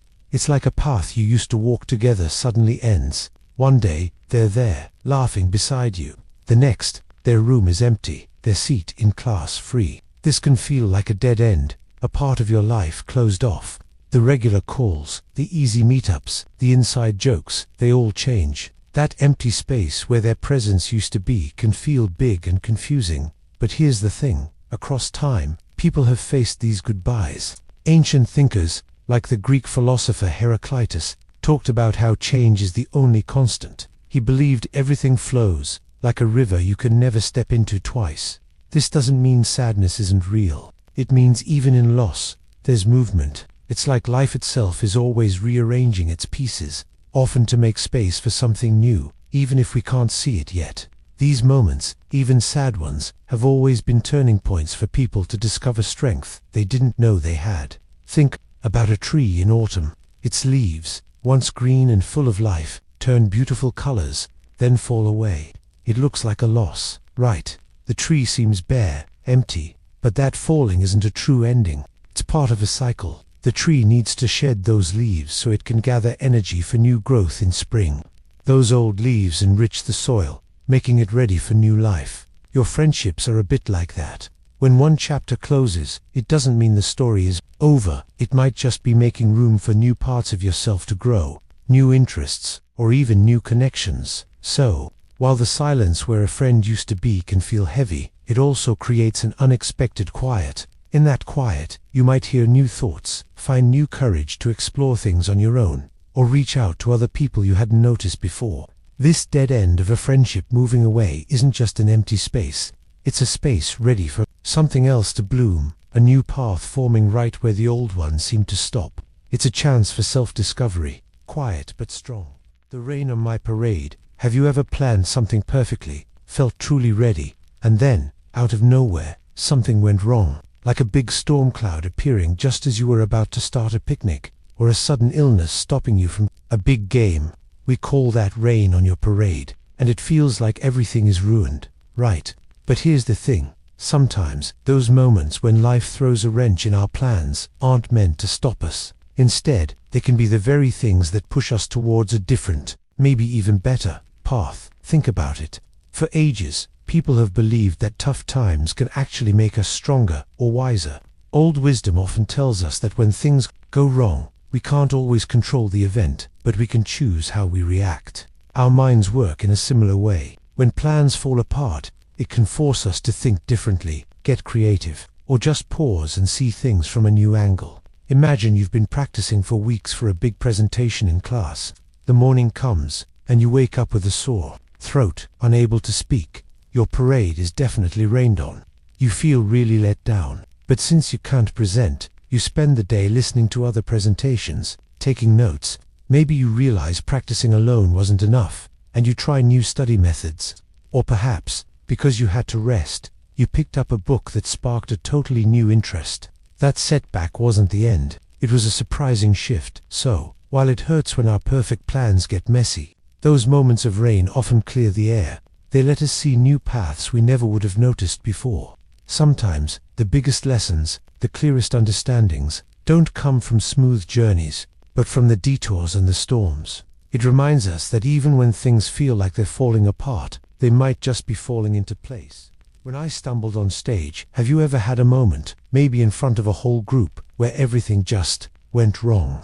Like, really wrong. Maybe you forgot your lines in a play, or tripped walking up the stairs at school. You felt that hot wave of embarrassment. Right, it feels like the end, doesn't it? Like you've hit a dead end, right there in the spotlight. But here's the thing, sometimes, those stumbles, those moments we wish we could erase, are exactly what we need. They're not just about falling, they're about what happens after the fall. For a long time, thinkers have discussed this idea. The ancient Stoics, for example, believed problems aren't just things to avoid. Instead, they're chances to grow stronger. They argued that facing a challenge, even if you fail at first, teaches you more than never trying. It's like when scientists try hundreds of experiments, and most don't work. But those failed tests aren't wasted. They teach what not to do, helping them find the answer. Think about building a tall tower with LEDs. You try different ways, and it keeps falling. Each crash teaches you something new about balance, or which pieces are strongest. You might get frustrated, but that frustration can push you to try a totally new design. That's not a dead end, it's a redirection. So, the next time you stumble, literally or figuratively, take a deep breath. That awkward moment, that mistake, might not be an ending. It could be the start of something truly important. Maybe it's a chance to learn patience, or courage, or to see a path you never noticed before. Sometimes, insight isn't found by walking perfectly, but by picking yourself up after a fall and seeing the world with new eyes. Trying to please everyone. Have you ever felt like you were walking on eggshells, trying to make everyone around you happy? It's like being a chameleon, changing your colors to fit every background. We've all been there, trying to say the right thing, wear the right clothes, or act a certain way, just so people will like us. But here's the thing, when we try to please everyone, we often lose a piece of ourselves. This isn't a new idea. Long ago, people thought deeply about how we fit into the world. Thinkers from ancient Greece to distant Eastern lands talked about finding your true self, your own path. They knew that if you only live for others' approval, you might never truly know who you are. It's like trying to build a house without a clear vision, ending up with something shapeless.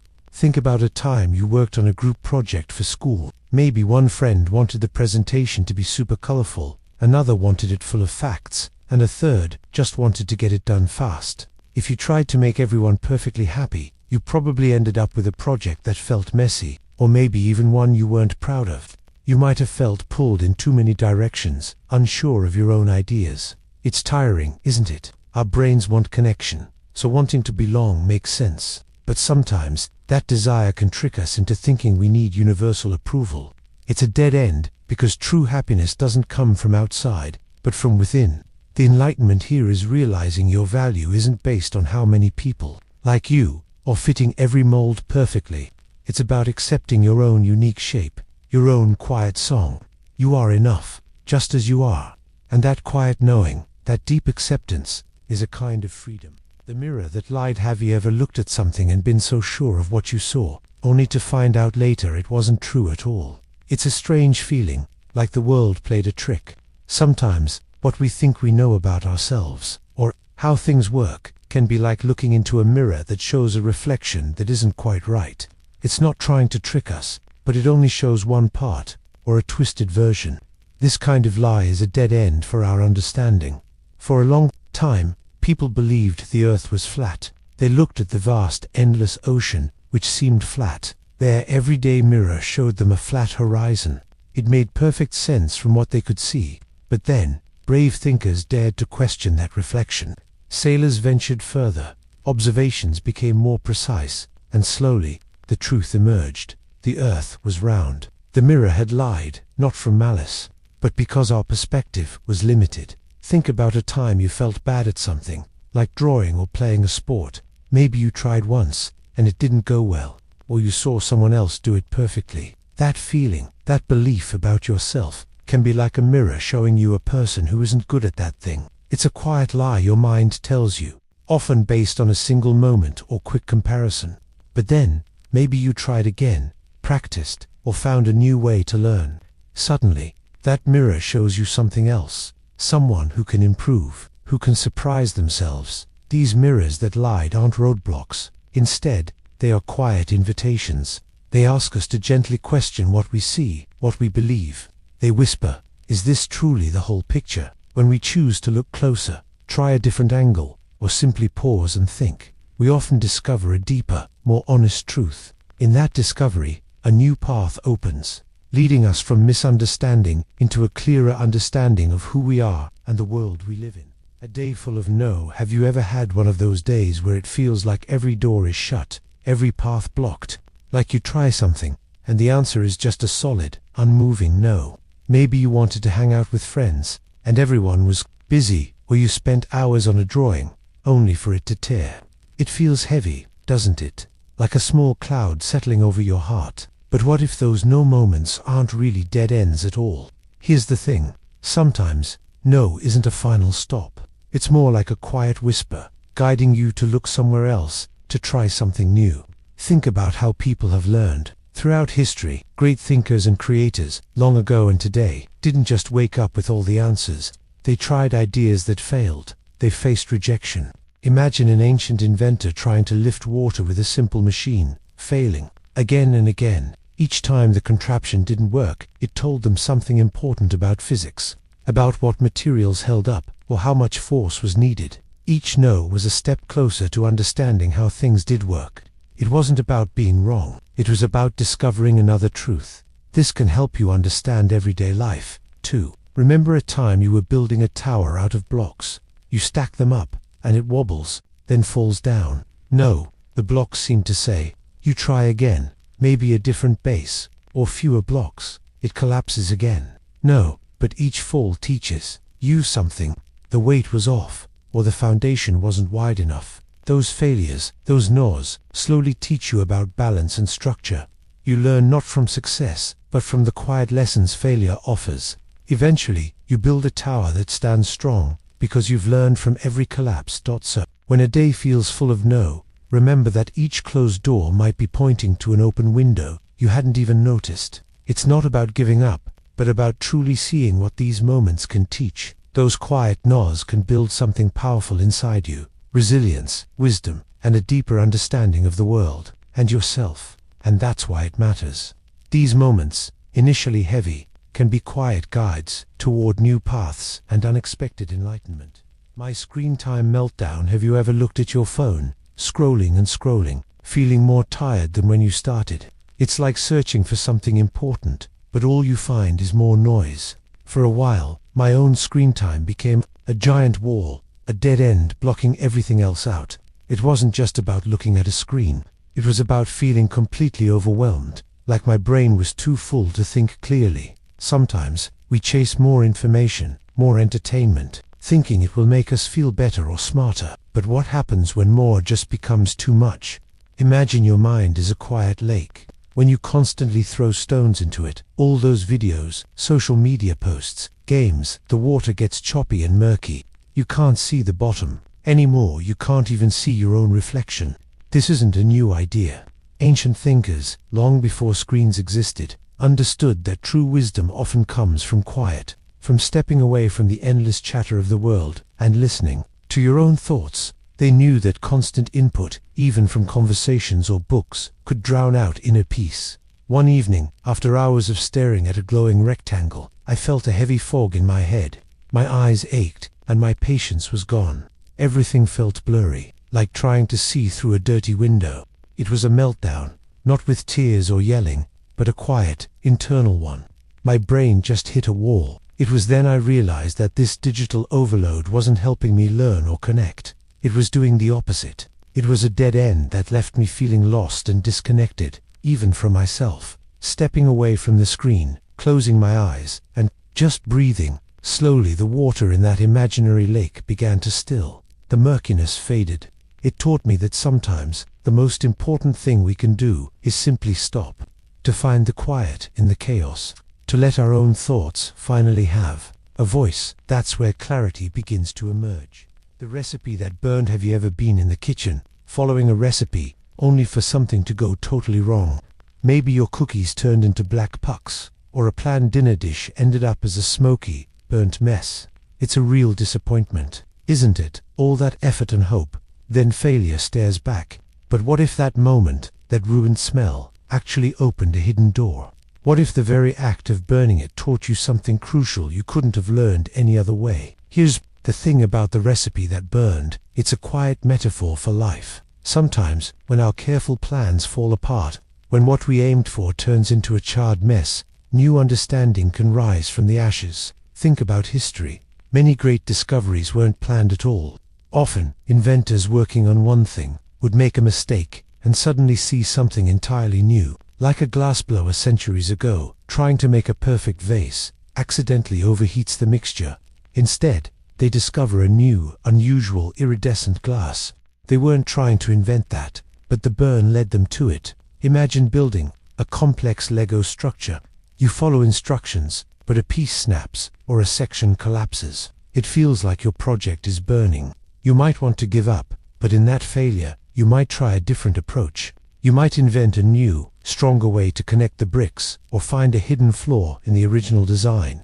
That broken piece, that collapse, forces you to think differently. It makes you a more creative builder, someone who truly understands how things fit together, not just how to follow a guide. So, when something in your own life feels completely burned, a big school project, a friendship that went sour, a goal that didn't work out, take a deep breath. Look closely at what's left. That messy disappointment isn't just an end. Often, it's a difficult, unexpected beginning to something else. It's a chance to learn a deeper truth about yourself or the world. The most profound lessons, the ones that truly light our way forward, can sometimes emerge from the very places we thought were ruined by smoke. Feeling out of place. Have you ever felt like a puzzle piece that doesn't quite fit? Maybe you're new somewhere, or with a group where you just feel different. That quiet sense of not belonging. That's what we call feeling out of place. It's a heavy, confusing feeling, like being a shadow in a bright room. It's when your inside self feels different from what's around you. You look around, and everyone else seems okay. But inside, you feel a little lost. This can happen anywhere, at home, with friends, even walking down the street. It's not about being wrong, it's about feeling mismatched. Think about old thinkers like Plato. He had this idea: our world is just an imperfect copy of perfect things. So everything here might feel a little out of place compared to its ideal self. Many artists and writers felt this way too. They saw the world differently. Because of that feeling, they made amazing art or wrote powerful stories. This shows that feeling different can lead to something special. Imagine you're a red Lego brick in a bucket of blue ones. You're still a Lego, useful even, but you stand out. You might wonder why you're red. But what if being red lets you build something no one else could? What if that out-of-place color makes a pattern more interesting? So, if you ever feel this way, remember it's common. It can be uncomfortable, yes, but here's the thing. Maybe that feeling isn't a dead end. Instead, it might be a quiet invitation. It could be your unique self trying to show you a different path. And sometimes, being the out-of-place one means you're meant to start something new, something beautiful. My first big disappointment. Have you ever felt that quiet, sinking feeling when something you truly hoped for, something you poured your heart into, just didn't happen? That's disappointment. It's not just feeling sad. It's like a quiet shock, a moment when the world doesn't quite match the perfect picture in your mind. Here's the thing, everyone, everywhere, has felt this. Imagine ancient farmers watching their crops wither under a sun that wouldn't give rain, or old philosophers trying to understand why life often took such unexpected, sometimes painful, turns. They learned that even with all our effort, things sometimes fall apart. They began to see that accepting what we cannot change and finding peace in that is a powerful kind of wisdom. Think about a time you worked really, really hard on something. Maybe you spent hours sketching a comic book character, trying to get the expression just right, imagining the finished masterpiece.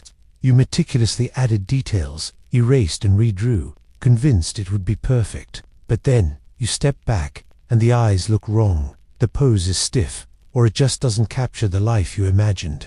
That sharp sting in your chest, that's disappointment. It's your inner self telling you that the beautiful dream you held, for it didn't quite become real. This feeling, while it can sting and make you want to give up, is never truly an ending. It's more like a quiet guide.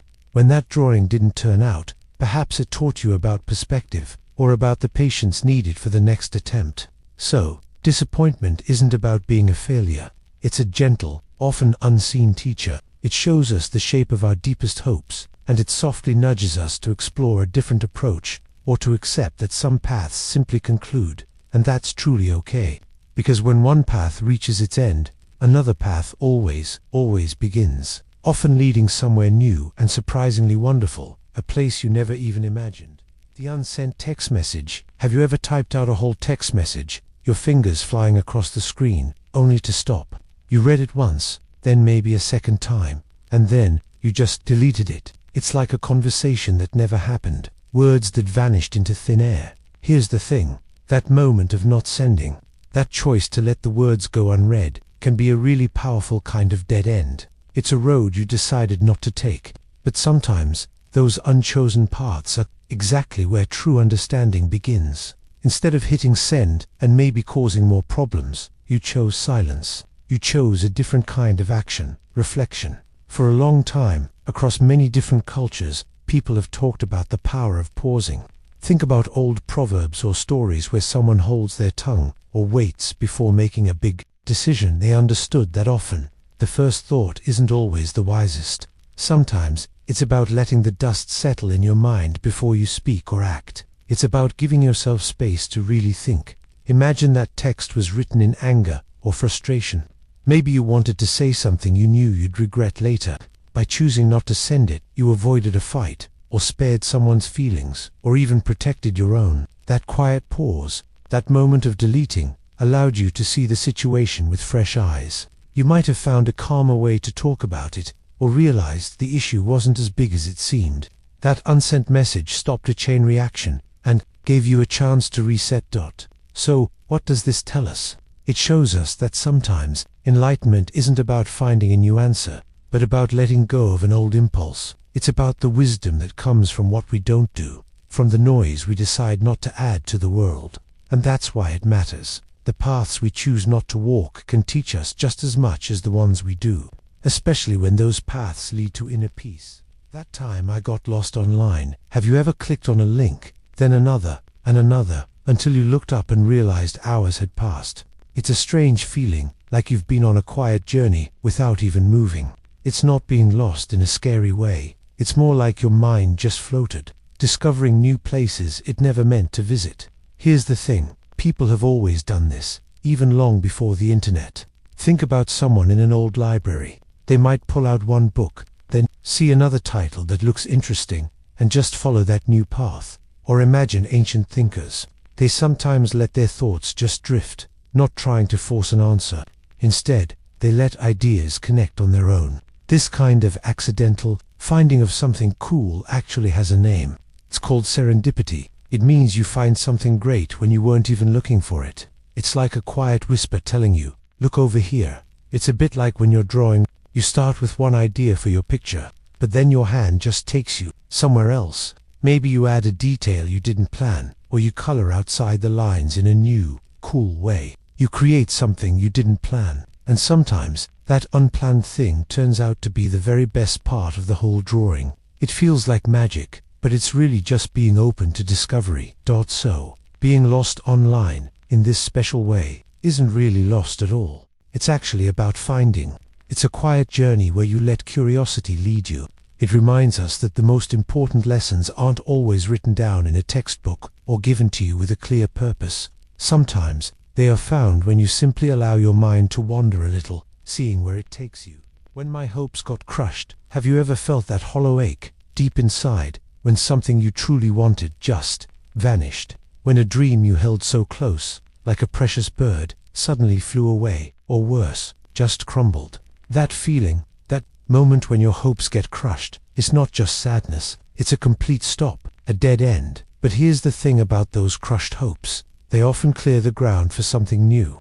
It's like a forest after a big fire, scary and destructive, right? But then the soil becomes richer, and new life sprouts stronger. What feels like the absolute end can sometimes be a secret beginning. It forces us to look for another way, a different path we never even knew existed. Think about people long ago. Ancient thinkers often talked about learning most when things are hard. They believed that when life pushes back, when your plans fall apart, that's when you truly start to think, to question, and to find what you're really made of. It's not about giving up. It's about discovering strength you didn't know you had. Imagine you're building an amazing, complex Lego castle. You've spent hours. Then, accidentally, maybe your little brother knocks it over, and it all just shatters. Your hope for that castle is crushed. But what happens next? You don't stop building forever. Maybe you pick up the pieces. This time, you build something even cooler, or stronger, or totally different. You learned how to make it better, or perhaps found a new way to enjoy building. So, when your hopes get crushed, it's okay to feel the pain. But remember, that moment isn't just an ending. It can be a quiet invitation. An invitation to pause, to look around, and to see if maybe, just maybe, the real path, the one meant for you, is waiting just beyond that dead end. A friendship changing shape. Have you ever thought about how friendships shift, like the seasons, or clouds moving across the sky? Sometimes, a really close connection, one you thought would stay the same forever, starts to feel different. It's not that the friendship ends, not really. Instead, it begins to change its shape, like a river finding a new path around a stone. This can feel like a dead end, like something is lost. But here's the thing, often it's just the beginning of something new. For a long time, people have known that everything in life is always flowing, always becoming something else. Ancient thinkers, watching the world around them, noticed that nothing stays exactly the same. They understood that even something as strong as a mountain changes over millions of years, little by little. And that's true for the people we care about, too. Our friendships aren't fixed statues. They are living things that breathe and grow. With us, think about a friendship you had when you were much younger. Maybe in elementary school, you and a friend spent every recess playing the same game, talking about the same cartoons. Now, in 8th grade, maybe one of you loves sports, and the other is really into coding, or art. You might not share every interest anymore, and that's okay. The way you connect changes. You might not spend every moment together, but the history you share, the understanding you have, it doesn't disappear. It just takes on a new form. Maybe you become friends who share deeper talks less often, or someone you check in with, offering support even from a distance. So, when a friendship feels like it's taking a turn, or even like it's hitting a wall, remember, it might just be reshaping itself. It's not always about a goodbye, but about discovering a new kind of hello. It's about accepting that growth is natural, and sometimes, that means our connections find different ways to bloom. It shows us that even what looks like an ending can truly be a gentle path to a new, unexpected understanding. The fear of speaking up. Have you ever held words inside, words that felt important, but they just couldn't quite make it out? It's a common feeling, this heavy knot in your stomach, a lump in your throat, when you want to speak your truth, but something holds you back. This is the fear of speaking up. It's not just shyness. It's a quiet, powerful force that makes us worry about what others will think, or if we'll sound silly, or even if we'll make a mistake. It feels like a dead end, doesn't it? A road inside your mind where your thoughts get stuck. For a long time, people have felt this. Thinkers and philosophers, way back in ancient times, often faced huge risks just to share a new idea. Imagine saying the earth spins around the sun when everyone believed the opposite. It wasn't just scary, It could be dangerous. They knew the value of their voice, but the world wasn't always ready to hear it. This fear is old as our need to belong. We want to connect, but we also fear standing out too much. Here's the thing. Holding back your words is a bit like keeping a seed in the dark. A seed has so much potential. It holds the blueprint for a beautiful plant or a towering tree. But if it stays hidden in its own small, dark space, it can never grow. It can never reach for the sun or show its colors to the world. Your ideas, your feelings, your unique thoughts are like those seeds. They need light, they need air, they need to be planted in the open to truly become something. So when we finally push past that fear, when we let those words out, it's not just speaking, it's an act of growth. It's like breaking through a wall you didn't even know was there. Suddenly, the light pours in, and you realize your voice can connect with others, spark new ideas, or just make you feel lighter. Speaking up can be the first step on a new path, turning a moment of silence into a moment of true understanding and enlightenment. It's about letting your inner light shine. My pet project collapsed. Have you ever poured your heart into something, working on it day after day, only for it to just stop, like a hidden switch flipped, and all the energy drained away, leaving behind a silence where your passion used to be? That's what it feels like when a pet project collapses. It's not always a sudden explosion. Sometimes it's a slow fade, a quiet crumbling of something you truly believed in. Here's the thing. This isn't about failing at something simple. This is about those big ideas, those dreams you nurture, like a secret garden in your mind. And when they fall apart, it can feel like a part of you goes with them. Throughout history, many brilliant minds have faced this. Think about ancient philosophers who spent years developing a theory, only for new discoveries to show them a different path, or inventors like those who tried to build flying machines for centuries. Most of their ideas didn't fly, literally, but each collapsed attempt taught them something vital about the wind, about materials, about what wouldn't work. It's like when you're building a really complex model airplane. You follow the instructions carefully, glue every piece, paint it just right, you imagine it soaring.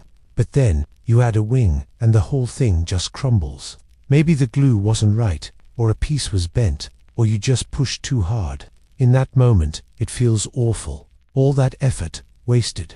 But then, you look at the broken pieces, you see why it collapsed. Maybe you notice a weak joint, or understand that a certain part needs more support, and that's the wisdom here. When your pet project collapses, it's not just a sad ending. It's an empty space, a cleared field, ready for new seeds. It's a chance to see the broken bits and learn what not to do next time. It's a quiet lesson that teaches you about resilience, about starting fresh, and about finding unexpected beauty in the wreckage. It shows you what you're truly made of.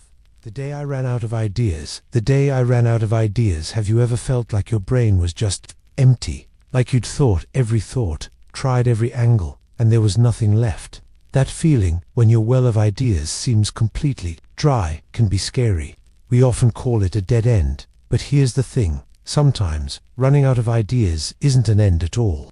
It's like your mind clearing out the old stuff, making room for something brand new. Think about inventors, or writers, or even scientists from long ago. They didn't always have a clear path. Isaac Newton, for example, didn't just discover gravity on the first try. He had to think and rethink, facing many moments where the answers just weren't there. It's in those quiet, empty spaces that new connections often appear. For centuries, thinkers have talked about how confusion often comes before a big new idea. It's like the universe pressing reset on your mind. Imagine you're trying to build something with Legos and you run out of the right pieces. You've tried every block you have, and it just won't work. For a moment, you might feel totally stuck. But then, because you can't use the old pieces, you start looking at your remaining blocks differently. Maybe you turn one upside down, or combine two in a way you never considered. Suddenly, a whole new design shows up, better than what you planned before. That empty feeling forced your brain to try a different path. So, the next time you feel like you've hit a wall, like you've run out of options, don't be afraid. That quiet space, that moment of emptiness, isn't a failure. It might just be the quiet before a new, brilliant idea steps into the light. It's a reminder that sometimes, clarity is found not by pushing harder, but by letting go and allowing something fresh to emerge. Learning a hard lesson, have you ever felt completely stuck, like you've hit a wall and there's just no way forward? Maybe you made a big mistake, or something just didn't work out, no matter how hard you tried. This feeling, this moment of being utterly lost or having messed up, can feel like a dead end. But here's the thing, sometimes these very moments are where the deepest learning happens. It's not just about getting back on track, it's about discovering a different path you never knew existed. A truly hard lesson isn't just about pain, it's a silent teacher, showing you what you need to know, even when it feels like everything is falling apart. For centuries, wise people have talked about this. Think of ancient philosophers, even brave explorers. They understood that mistakes weren't just failures, they were crucial steps. Many believed that real wisdom wasn't gained from easy answers, but from wrestling with difficult questions and finding out what didn't work. It's like how a scientist learns so much from an experiment that fails to produce the expected result. They don't just throw it away.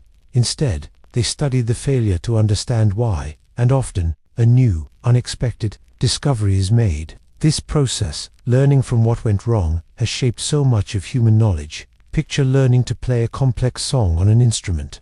Your fingers might fumble. You hit wrong notes over and over. You feel frustrated, maybe even a little silly. But each time you hit that wrong note, your brain and your hands are quietly figuring out not to do that again. You're building muscle memory and a deeper understanding of the music, not just by playing it right, but by constantly correcting what went wrong. Or think about a chef learning a new recipe. They might burn it, or add too much salt. That hard lesson teaches them the balance, the heat, the timing. In a way, simply reading the recipe never could. So, when you face one of these tough moments, a personal mistake, a failed project, a setback, try to see it not as a finish line, but as a path, a difficult, winding path, for sure, but one that often leads to a new kind of strength, a clearer understanding, and a quiet sense of growth you wouldn't trade for anything. It helps shape who you are, making you more resilient and wise, and that's why it truly matters. My best laid plans fizzled. Have you ever poured your heart into a plan, maybe for a school project or a weekend adventure, only for it to fall apart? It's a gut punch, right? All that effort, all that hope, and it just fizzled out. It feels terrible, like a dead end.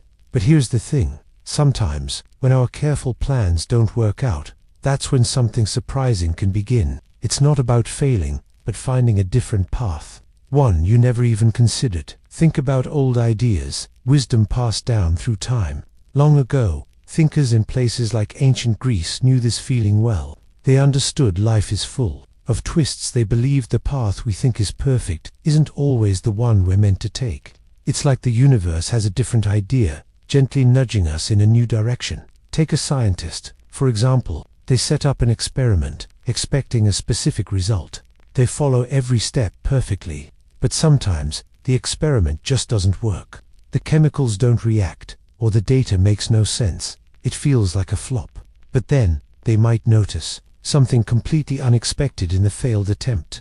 Maybe a weird mold growing in a dish, or a strange new color. Because their first plan fizzled, they were open to seeing something entirely new, something that led to a huge discovery. They never looked for . So, when your best laid plans fizzle, try to see it differently. Don't just feel the sting of disappointment. Instead, pause, look around. What new possibilities are showing up? What quiet nudge is the world giving you? Sometimes, that unexpected detour isn't a wrong turn. It's just the start of a journey you never planned, but one that might lead to something truly amazing. The roadblock I didn't see. Have you ever tried to walk forward, but felt like something was holding you back, even though nothing was physically there?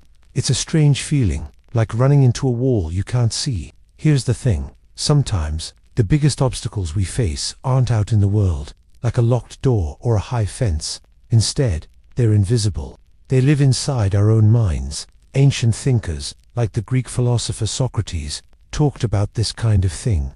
He famously said something like, "The only true wisdom is in knowing you know nothing." What he meant was, sometimes the biggest problem isn't just not knowing something, but thinking you already know it all, or thinking you understand something when you don't. That belief can become a wall.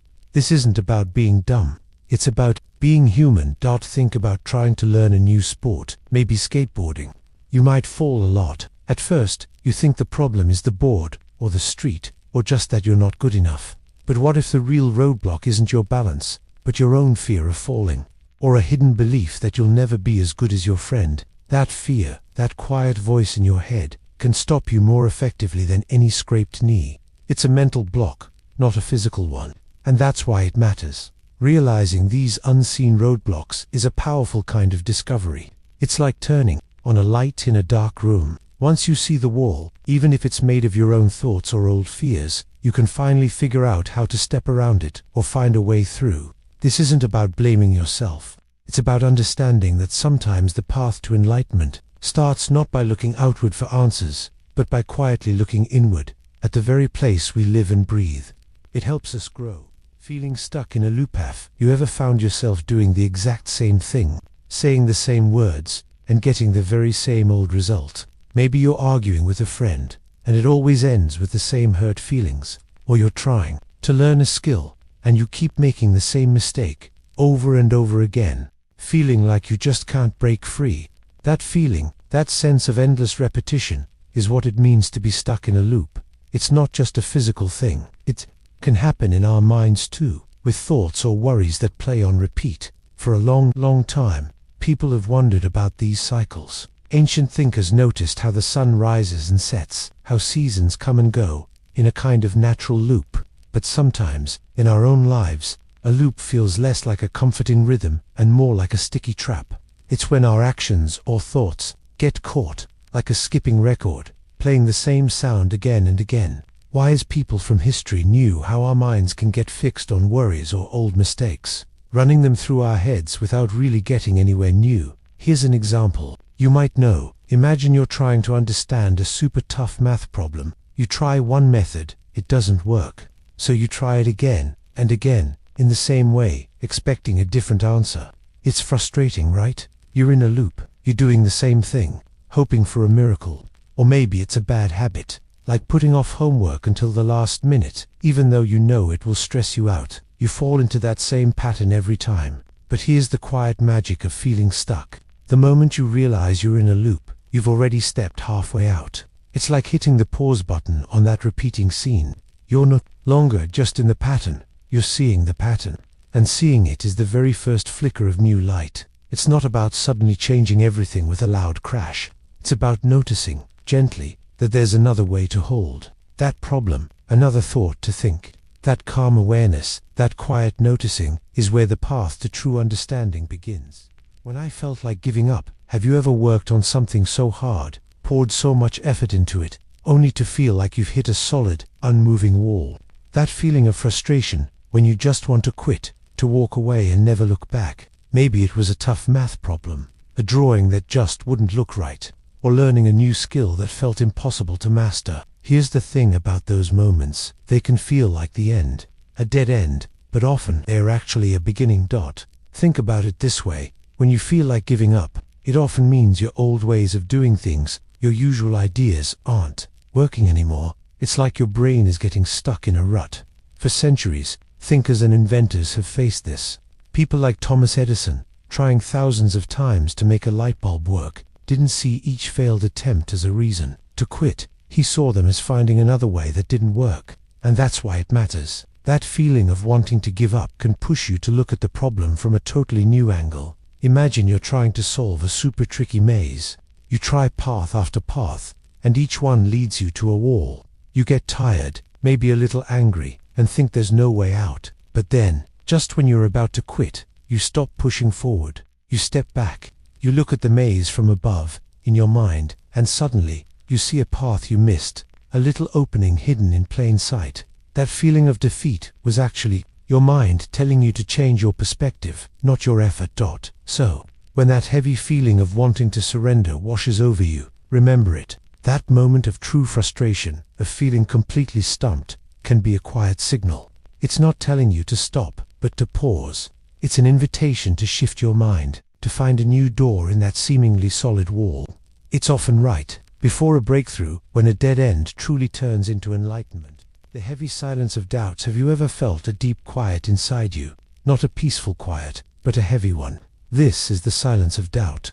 It can press down when we don't know what comes next, or when things we thought were true suddenly feel shaky. It's that moment you ask, am I sure about this? And the answer doesn't come easily. This quiet, this uncertainty, is a powerful space. People have wrestled with doubt for thousands of years. Even the smartest thinkers often started by questioning everything. They didn't just accept ideas, they poked at them, turned them over. They asked, how do I really know this is true? It's like building a strong house. You test the ground first. You dig deep to make sure the foundation is solid. If you don't doubt a bit, you might just build on sand. Here's what I found. Imagine you're working on a big puzzle. You've put pieces together, but then you get stuck. A whole section isn't making sense. You try one piece, it doesn't fit. You try another, still wrong. That feeling of this isn't working and I don't know how to finish, that's doubt. It's heavy, maybe a little frustrating. But here's the thing, it forces you to stop. You look at the picture again. You rethink your approach. Maybe you sort the pieces differently. You question your first plan. So, this heavy silence of doubt, it isn't always a bad thing. It's a signal. It's a quiet space that nudges us to pause, to look closer, to search for a deeper understanding. It might feel like a dead end, a moment where nothing makes sense. But often, it's just the quiet before a new idea, a new path, or a new piece of the puzzle finally clicks into place. This is where true learning often begins. My words came out wrong. Have you ever said something and immediately wished you could take it back? It's a strange feeling, isn't it? When your heart means one thing, your mind shapes another, but your mouth speaks something completely different. It's not just a small mistake. Sometimes, those misspoken words feel like a dead end. You see confusion or hurt in someone's eyes, and you realize, my words came out wrong. Think about ancient times. Socrates, a philosopher, often talked about knowing yourself. He believed understanding your thoughts, even messy ones, was important. He asked questions, even when answers got jumbled. Many old stories show characters struggling to say the right thing. They learn words have power, and that power can be tricky. Words are like living things, sometimes running off on their own, away from what you truly meant. Imagine explaining a cool game to a friend. You're excited, brain full of rules, but as you talk, you might skip a step, or use a wrong word, and suddenly your friend looks lost. Or you try to comfort someone, but accidentally say something that hurts them. It's like untangling a headphone cord. You pull one way, it gets tighter. Another try, and suddenly, it's worse. These moments aren't about being bad, they're about the disconnect between your inner world and the outer. How hard it can be to translate pure feeling into clear sounds. But here's the thing about those tangled words. They can teach us. Each time our words go astray, it's a chance to pause, to feel the discomfort, to ask, what did I mean to say? How can I be clearer next time? It's a quiet path to understanding how complicated communication is. It teaches us patience, not just with others, but with ourselves. And it reminds us that true understanding needs more than words. It needs a willingness to listen and to try again. A bridge I couldn't cross. Have you ever faced a moment where the path ahead just vanished? Like you were walking along, everything clear, and then suddenly, there was nothing but air where a bridge should have been. A wide, silent chasm, telling you, you can't go this way. That feeling, that moment of being completely stuck, facing a barrier that seems impossible to move past, that's what we call a dead end. But here's the thing, sometimes, not being able to cross that specific bridge is exactly where a new kind of understanding begins. For ages, people have felt this deep frustration. Thinkers like the Stoics in ancient Greece often talked about facing things you simply cannot change. They believed strength wasn't about forcing your way across a broken bridge. Instead, it was about realizing when a path truly is closed. It's about accepting that some doors won't open, no matter how hard you push. And that acceptance, though it feels like a defeat at first, can actually clear your mind. It's not about giving up on your journey, but about letting go of that one specific route asterisk. Imagine you're trying to solve a really tricky puzzle. You try the same few moves over and over. It feels like hitting a wall, a bridge you just can't get across. You might feel totally stuck. But then, maybe you step away for a bit, take a breath. When you come back, or talk it over with someone, a new idea sparks. You look at the puzzle from a different angle. Suddenly, what seemed like an uncrossable gap becomes a solvable challenge just by finding a different way around. What looked like a failure became a chance to be creative and solve the problem in a way you hadn't thought of before. This is the quiet truth. When a bridge I couldn't cross turns into a moment of enlightenment, it gently shows us that being truly wise isn't always about pushing harder in the same direction. Sometimes it's about pausing, breathing, and letting our minds slowly consider other possibilities. It's about seeing that the path forward isn't always straight or obvious, and sometimes the very best way to keep moving is to look for a completely different route, or even to invent one. It reminds us that when one door closes, the entire world isn't locked away. There are always other hidden paths waiting to be found, if we just allow ourselves to truly see them. The truth that hurt. Have you ever had a moment where something clicked, but it also stung? A truth so clear, so real, that it felt like a quiet ache, even as it made everything else make sense.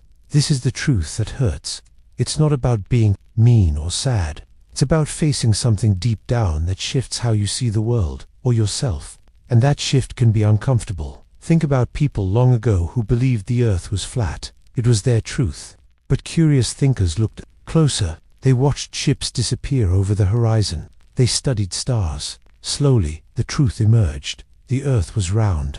This new idea must have hurt. It shattered old beliefs. It meant everything they knew had to shift. Scary, yes, but also a moment of huge learning, a real enlightenment. Here's the thing. Often the truths that hurt most are the ones we tell ourselves. Maybe you got a tough test result, and deep down, you knew you hadn't truly tried your best. Or a friendship ended, and you had to admit your own part in it. It's easier to blame others or make excuses. But when you finally look at your own actions, truly, honestly, that can be a hard moment. It stings because it means taking responsibility. It means letting go of a comfortable lie. But here's what happens when you let that truth in. That sting isn't an ending. It's a beginning. It's like a plant's roots pushing through tough soil. It takes effort, a struggle, but it's how the plant grows stronger, reaching for light. These hurting truths clear a path. They show us what's real, helping us to see clearly. They don't break us. They gently make us new. They help us become wiser, one honest, brave moment at a time. When I needed help but didn't ask, have you ever been stuck? Really stuck? Like you're trying to figure out a tough problem in your head. Or maybe you're building something complicated and it just isn't working. You feel this tight knot of frustration, but instead of reaching out, you just don't. You tell yourself, I should be able to do this alone. That quiet struggle, that feeling of needing a hand, but keeping it to yourself, is a dead end many of us visit. It's a strange thing, isn't it? We often think asking for help means we're weak or not smart enough. But here's the thing. For centuries, humans have learned and grown by sharing. Think about the first stories ever told, passed down around campfires. Knowledge wasn't just found alone in the wilderness. It was shared, discussed, built upon by many minds. The ancient Greek thinkers, even the wisest ones, had students and fellow philosophers. They knew that understanding deepened when ideas bounced between people. No one truly builds profound wisdom in total isolation. It's a group effort, often. Imagine you're trying to solve a really complex jigsaw puzzle. You've been staring at the pieces for ages, turning them over and over, and nothing fits. Your head starts to ache. You're convinced you'll never finish it. But then, a friend walks by, glances at your frustration, and without even thinking, points to a piece you totally missed. Suddenly, that one piece clicks into place, and then another, and another. The puzzle starts to make sense, not because you weren't capable, but because a fresh pair of eyes, a different perspective, helped you see what was hidden. That moment, that small hint, isn't a sign of your failure.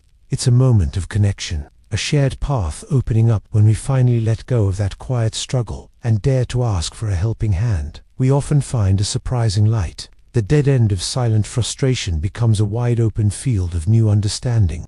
It reminds us that sometimes, the bravest thing we can do is admit we don't have all the answers, and that true strength lies in our ability to connect, to learn from each other, and to lighten our burdens together. My dream that faded. Have you ever had a dream, a big, bright picture in your mind, that slowly started to fade? Not because you gave up, but because it just changed. It's a strange feeling, isn't it? To watch something you once wanted so much begin to dim, like an old photograph losing its color.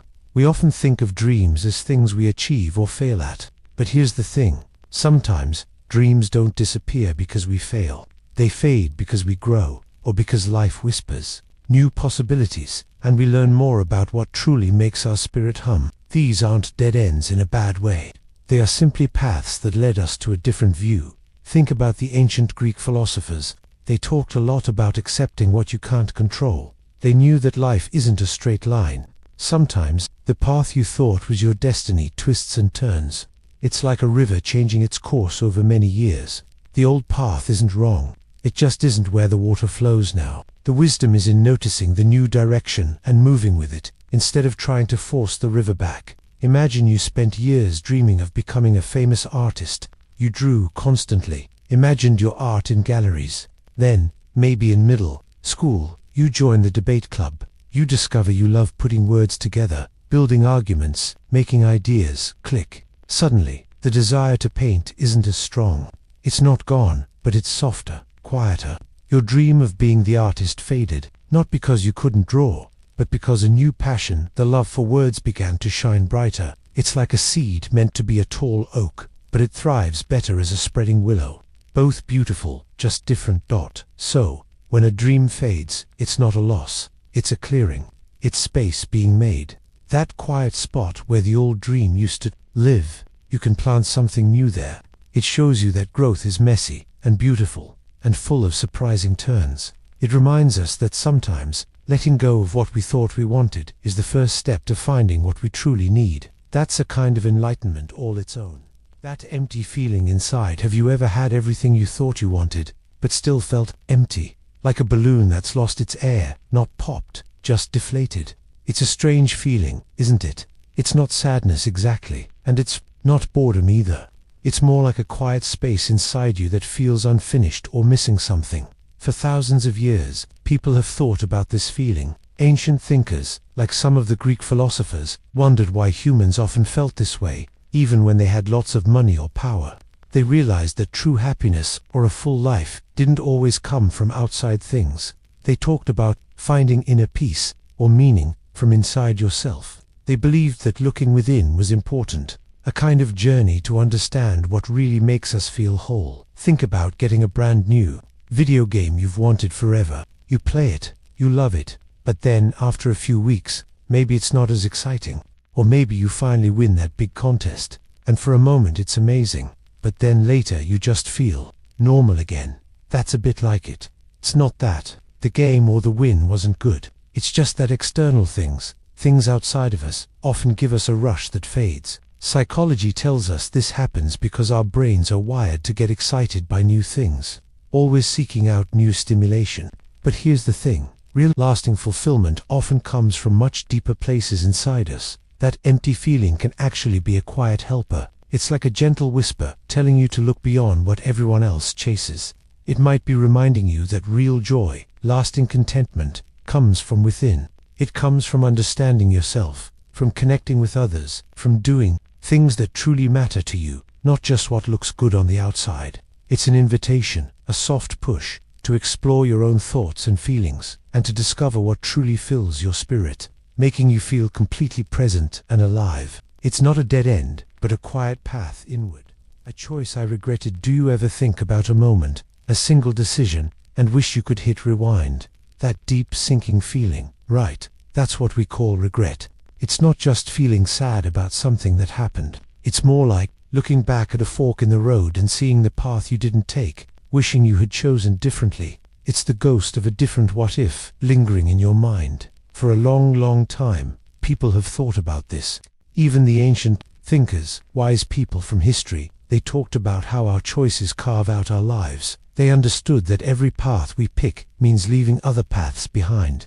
And sometimes, those unchosen paths stay with us, a quiet whisper of what might have been. That feeling is old as human thought. Here's what I found. Regret can feel heavy, like a stone in your pocket. Maybe you chose one elective over another, and later, you heard about all the cool things the other class did. Or you said something quickly to a friend, and instantly, you knew it was wrong. That moment of knowing you made a mistake, that's it. It's like when a baker chooses to add salt instead of sugar by mistake. The cake is baked, But the regret isn't about the salty cake itself. It's about the sweet cake they could have made, the one they intended. But here's the thing about regret. It's not just about pain. It's a teacher. It shows us what we truly care about. If you regret hurting a friend, it means you value that friendship. If you regret not trying harder, it means you care about effort and growth. So, that heavy stone can become a stepping stone. It can help you see your values more clearly, gently guiding you toward wiser choices next time. It's a quiet whisper, showing you what truly matters to your heart. The path I thought was mine. Have you ever felt like you knew exactly where you were going? Maybe you saw your future clearly. A top artist, a star athlete, a brilliant scientist. It feels good to have a map, right? This idea that our lives are a straight line we just follow is something many of us believe. We think we know the right way. But what if that path, the one you're so sure of, suddenly closes off? What if it's not the path you thought it was at all? Long ago, wise thinkers, like the ancient Greek philosopher Socrates, saw this. He believed true wisdom often comes from realizing what you don't know, or that your first ideas might be wrong. It's like building with leap. You start with a picture, a tall castle. You carefully add piece after piece. But then, maybe a crucial part is missing, or the structure keeps falling down. The path you thought you were on, to that specific castle, is blocked. This isn't about failing, it's about changing direction. Imagine you're trying to find a specific website for a school project. You type in the address, but it gives a page not found error. That's a dead end, right? But instead of giving up, you might try a different search, or click a related link. And sometimes, you find something even better. A website you didn't even know existed, full of cool facts. The dead end wasn't a stop. It was a signal to look in a new place. So, when the path you thought was yours turns out to be a detour, or a completely different journey, remember this. It's not that your map failed. It's simply life showing you there are more maps, more paths than you ever imagined. And sometimes, the most beautiful adventures begin when the first path gently fades away. When I faced a bully, have you ever felt a sharp, cold fear, like a sudden storm brewing inside you? Sometimes, the most difficult moments, the ones that feel like a dead end, are actually hidden doorways. Facing a bully can be one of those moments. It's not about fighting back with fists, but finding a quiet strength deep within. When someone tries to make you feel small or afraid, it feels like a wall has gone up. It hurts, and it can make you want to disappear. But here's the thing. Those moments, as tough as they are, can also be a mirror.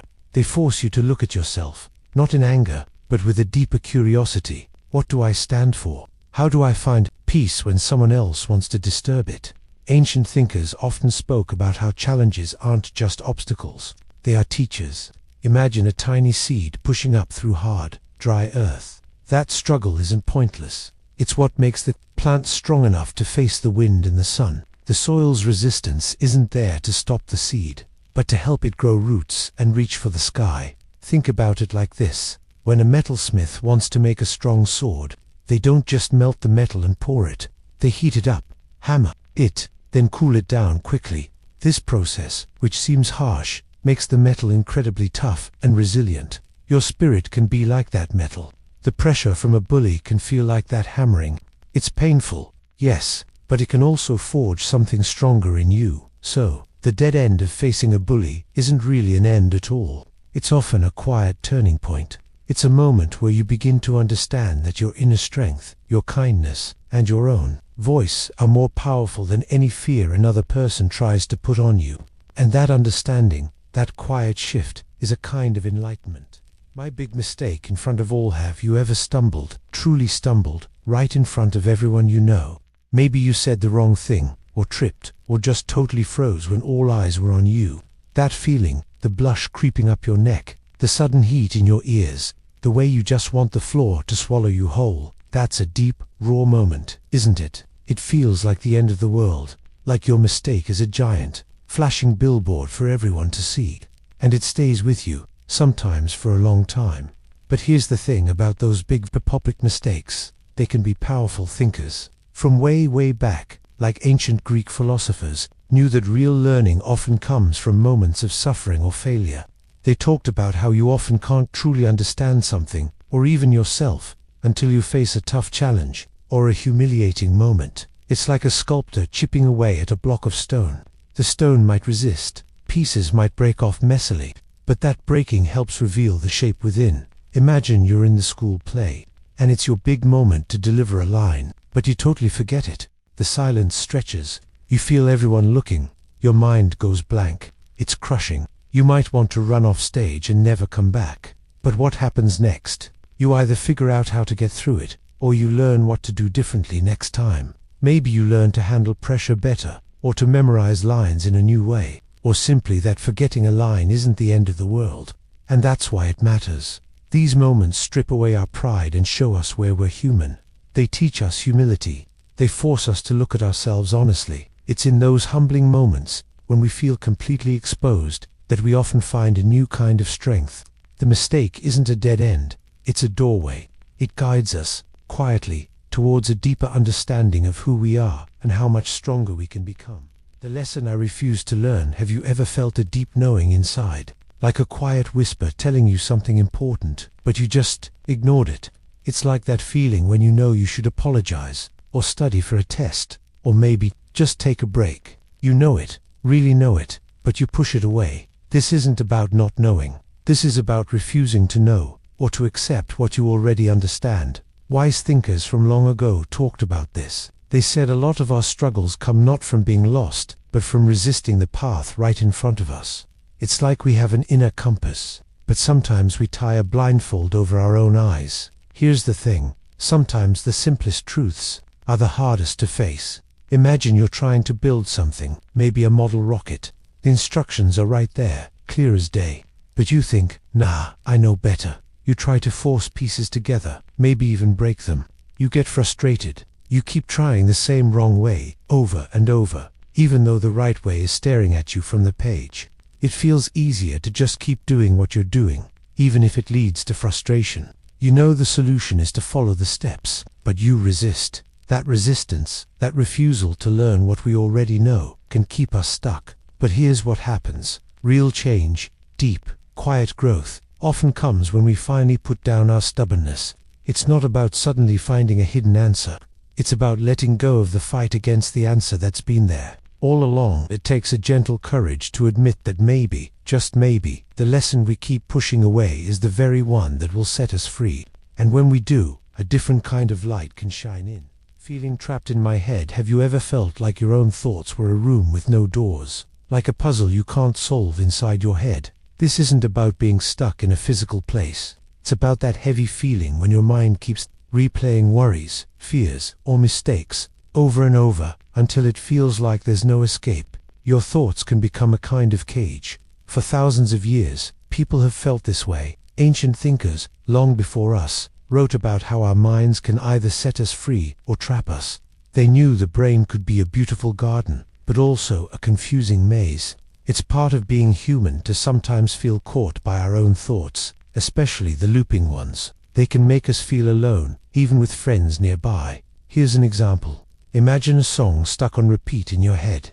It might be a good song at first, but after a while, it just becomes annoying noise. Or, think about being really worried about a test. That one worry can grow so big, it fills up your whole mind. It's like being in a small room, and all you can hear is that one worry, echoing. It can be hard to think of anything else. But here's the thing about those trapped feelings. Even when it feels like a dead end, it's often just a point of turning. The wall isn't always solid. It's a chance to look for a window, a hidden door, or just sit and observe your thoughts without letting them control you. Realizing you're trapped is the first quiet step to finding freedom.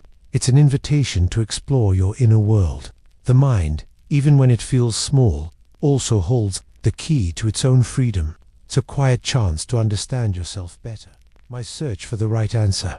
Have you ever searched for an answer, only to find yourself hitting a wall?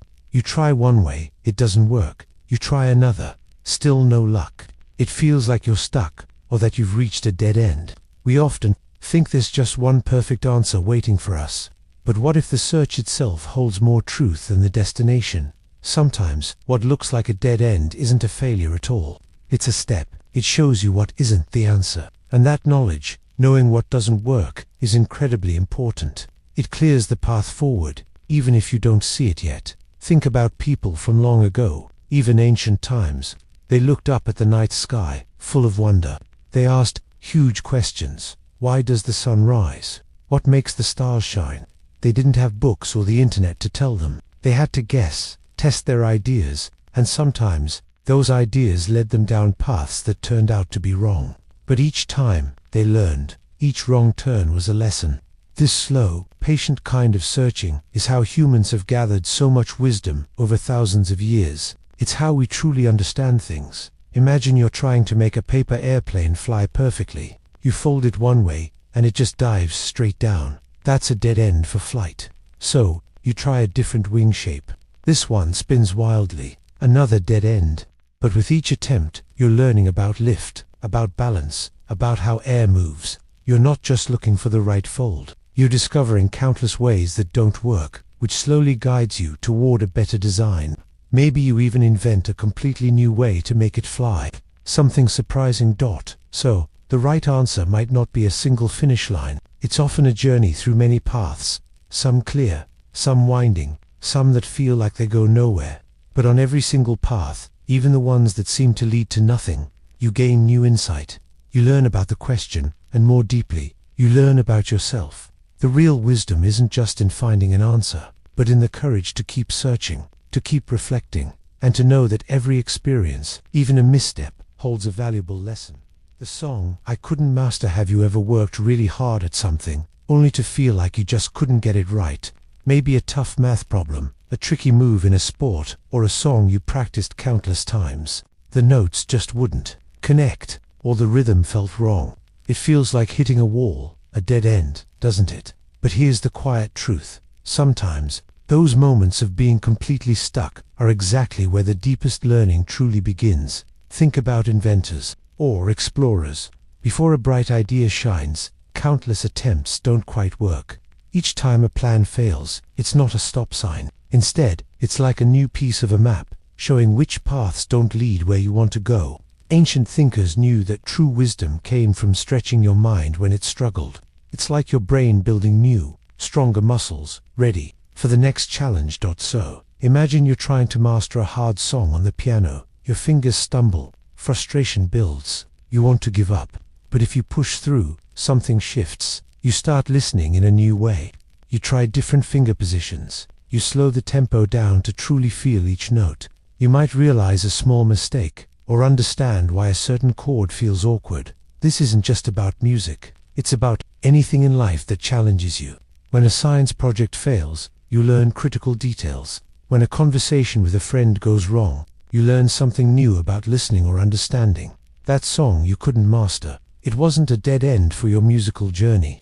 It became a powerful lesson in patience, problem solving, and understanding your own resilience. These dead ends are often just hidden starting points to a deeper kind of wisdom. They teach us not just how to reach a goal, but how to grow and find new ways forward, even when the path feels completely blocked. And that quiet, powerful journey of discovery is why these struggles matter. When I felt completely lost, have you ever felt like you were walking in the dark, even in broad daylight? Like every path ahead just dissolved, leaving you standing nowhere. That feeling, when you're completely lost, it's not always about not knowing where your house is. Sometimes, it's a deep kind of confusion in your mind or your heart.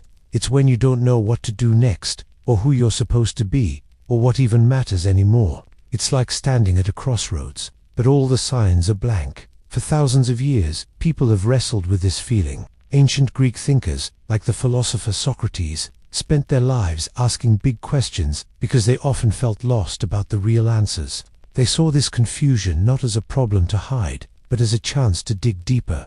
Explorers, sailing into unknown seas, didn't have maps for where they were going. They had to feel lost before they could discover new lands. So, feeling lost isn't new. It's a very human experience. Don't think about working on a super tricky puzzle. You've got all these pieces, but none of them seem to fit.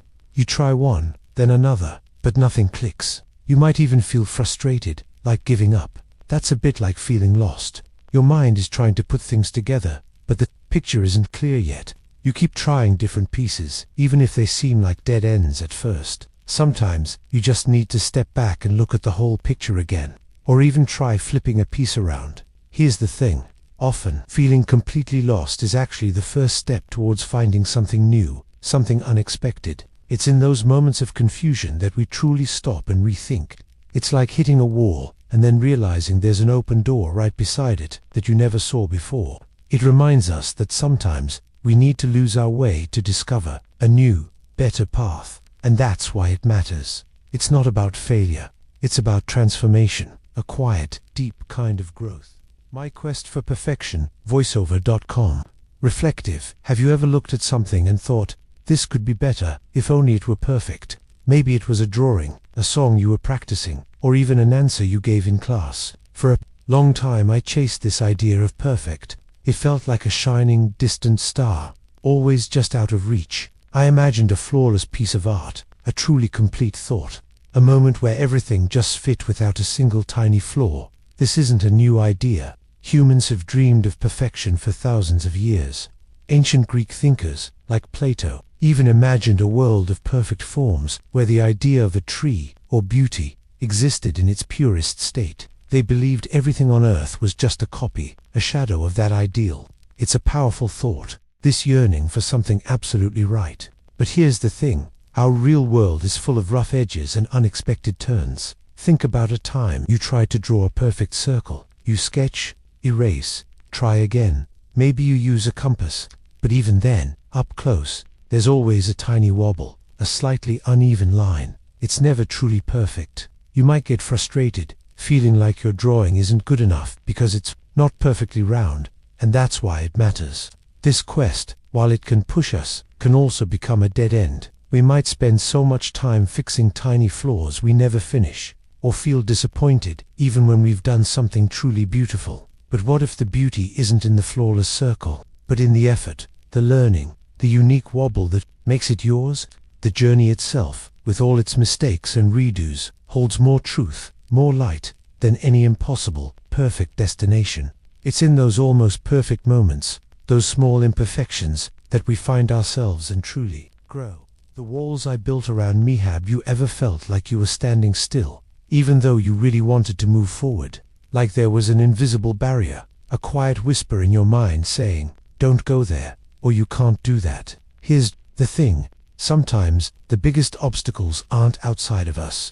They are walls we build ourselves, brick by careful brick, often without even realizing it. These aren't made of stone, but of fears, doubts, old habits, or ideas about ourselves that might not be true anymore. Think about it. Humans have always done this. For centuries, thinkers and philosophers have talked about how our own minds can create prisons. It's natural to want to feel safe. We build these mental walls to protect ourselves from pain, from failure, from looking foolish. But while they might keep some bad things out, they also keep many good things in, like new experiences, growth, and unexpected joy. Imagine a scientist working in their lab. They have a theory, an idea about how something works. But what if they only ever tested it in one very specific way, in one tiny corner of their lab? What if they were afraid to try new methods or combine different chemicals because they'd always done it the same way? That fear, that reluctance to step outside their usual routine, would be a wall. It would stop them from making a new discovery, or think about trying out for the school play. You might tell yourself, I'm not good enough, or everyone will laugh. Those thoughts are the bricks. They stop you from even stepping onto the stage, from finding out if you actually have a hidden talent. You build a wall of what ifs and I can'ts. But here's what happens when you learn to see those walls, to understand they are not real physical barriers, but ideas you hold. You gain a quiet power. That dead end, that feeling of being stuck, suddenly becomes a window. It becomes a chance to peer over the top, to ask, what if I tried just one new thing? And that's often when true understanding and new paths begin to appear, right where you thought there was nothing. A voice telling me you can't. Have you ever heard a quiet whisper inside your head, just as you're about to try something new or difficult? A voice that softly, but surely, says, you can't do that, or maybe, you're not good enough. It's not a voice from outside, not someone else speaking, but something that feels like it comes from deep within you. It tells you to stop, to give up, to not even try. This isn't just a modern feeling. For centuries, people have wrestled with this, feeling Even philosophers in ancient Greece knew that our biggest obstacles often weren't out in the world, but inside our own minds. This voice is often made of fear. Fear of failing, fear of looking silly, fear of what others might think. It acts like a gatekeeper, trying to protect you, but sometimes it also stops you from growing. Think about a really tough math problem. You look at it, and right away, that voice might say, "Too hard, you'll never get it." Or maybe you're learning a new song on an instrument, and your fingers won't cooperate. The voice might say, "You're just not musical." But here's the thing, that whisper isn't always the truth. It's often just a reflex, a habit of thought. Sometimes, hearing "you can't" is actually the beginning of something great. It's a moment where you get to decide. Do you listen to that voice and turn away?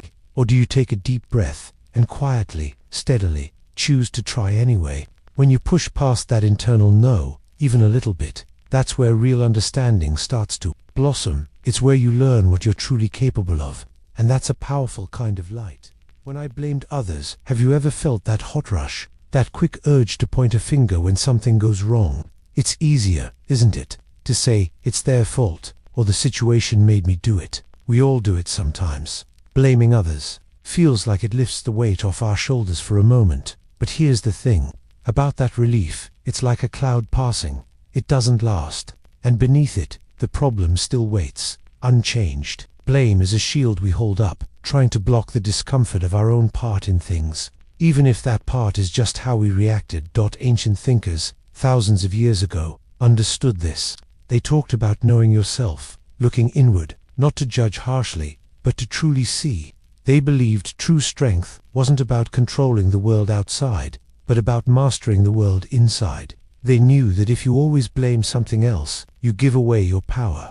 You become like a boat without a rudder, tossed by every wave, never steering your own course.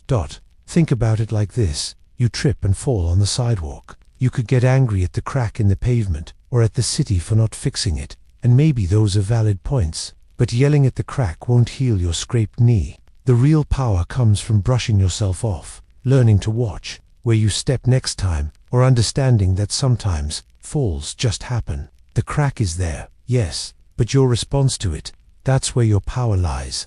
It's about deciding what you do next, not just who or what to blame. When we stop blaming, something amazing happens. We find a quiet strength. We realize that, even when things aren't our fault, our reaction always is. And that knowledge, that deep understanding, is like finding a hidden map to our own growth. It's a dead end if we keep pointing fingers, but a wide open path if we choose to look within, even just a little.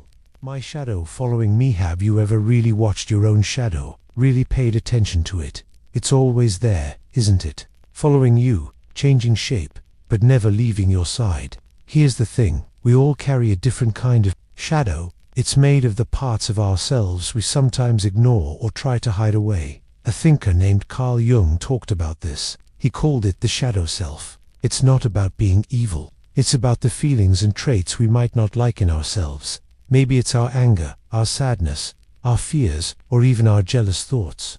We often push these things away, hoping they'll disappear. But like a real shadow, they stick around, following us. Imagine feeling really upset, but you pretend you're fine. You might smile, act calm, and tell everyone you're okay. But that upset feeling is still there, deep inside, following you like a quiet companion. Sometimes, it pops out as a sharp word, or a sudden feeling of being overwhelmed. It's the part you tried to put in the dark. So, here's what I found. Facing our personal shadows isn't about becoming dark. It's about becoming complete. It's like shining a light into a dim corner. The scary shapes might just be everyday things. When we see and accept these parts, even the ones we don't prefer, they lose their power. It's not about fixing them all at once, but simply noticing them, and that's why it matters. Understanding what walks behind us helps us step forward with more peace and a clearer heart. The path less traveled. Have you ever stood at a fork in the road, wondering which way to go? Not just a physical road, but in life. When you face a new idea or big decision, sometimes the most interesting journeys happen when we step off the usual trail. This is the path less traveled. It's about choosing a different way, even when it feels uncertain or lonely. It means doing something new, instead of what everyone else does. Most people follow the crowd. They do what's popular, or what's always been done. But some brave people decide to explore something new. They might try a different way to solve a problem, or they ask questions nobody else asks. They might even fail many times, hitting what seems like a dead end. But in those moments, they often find something truly special. Think about Galileo. Most people thought Earth was the center of the universe.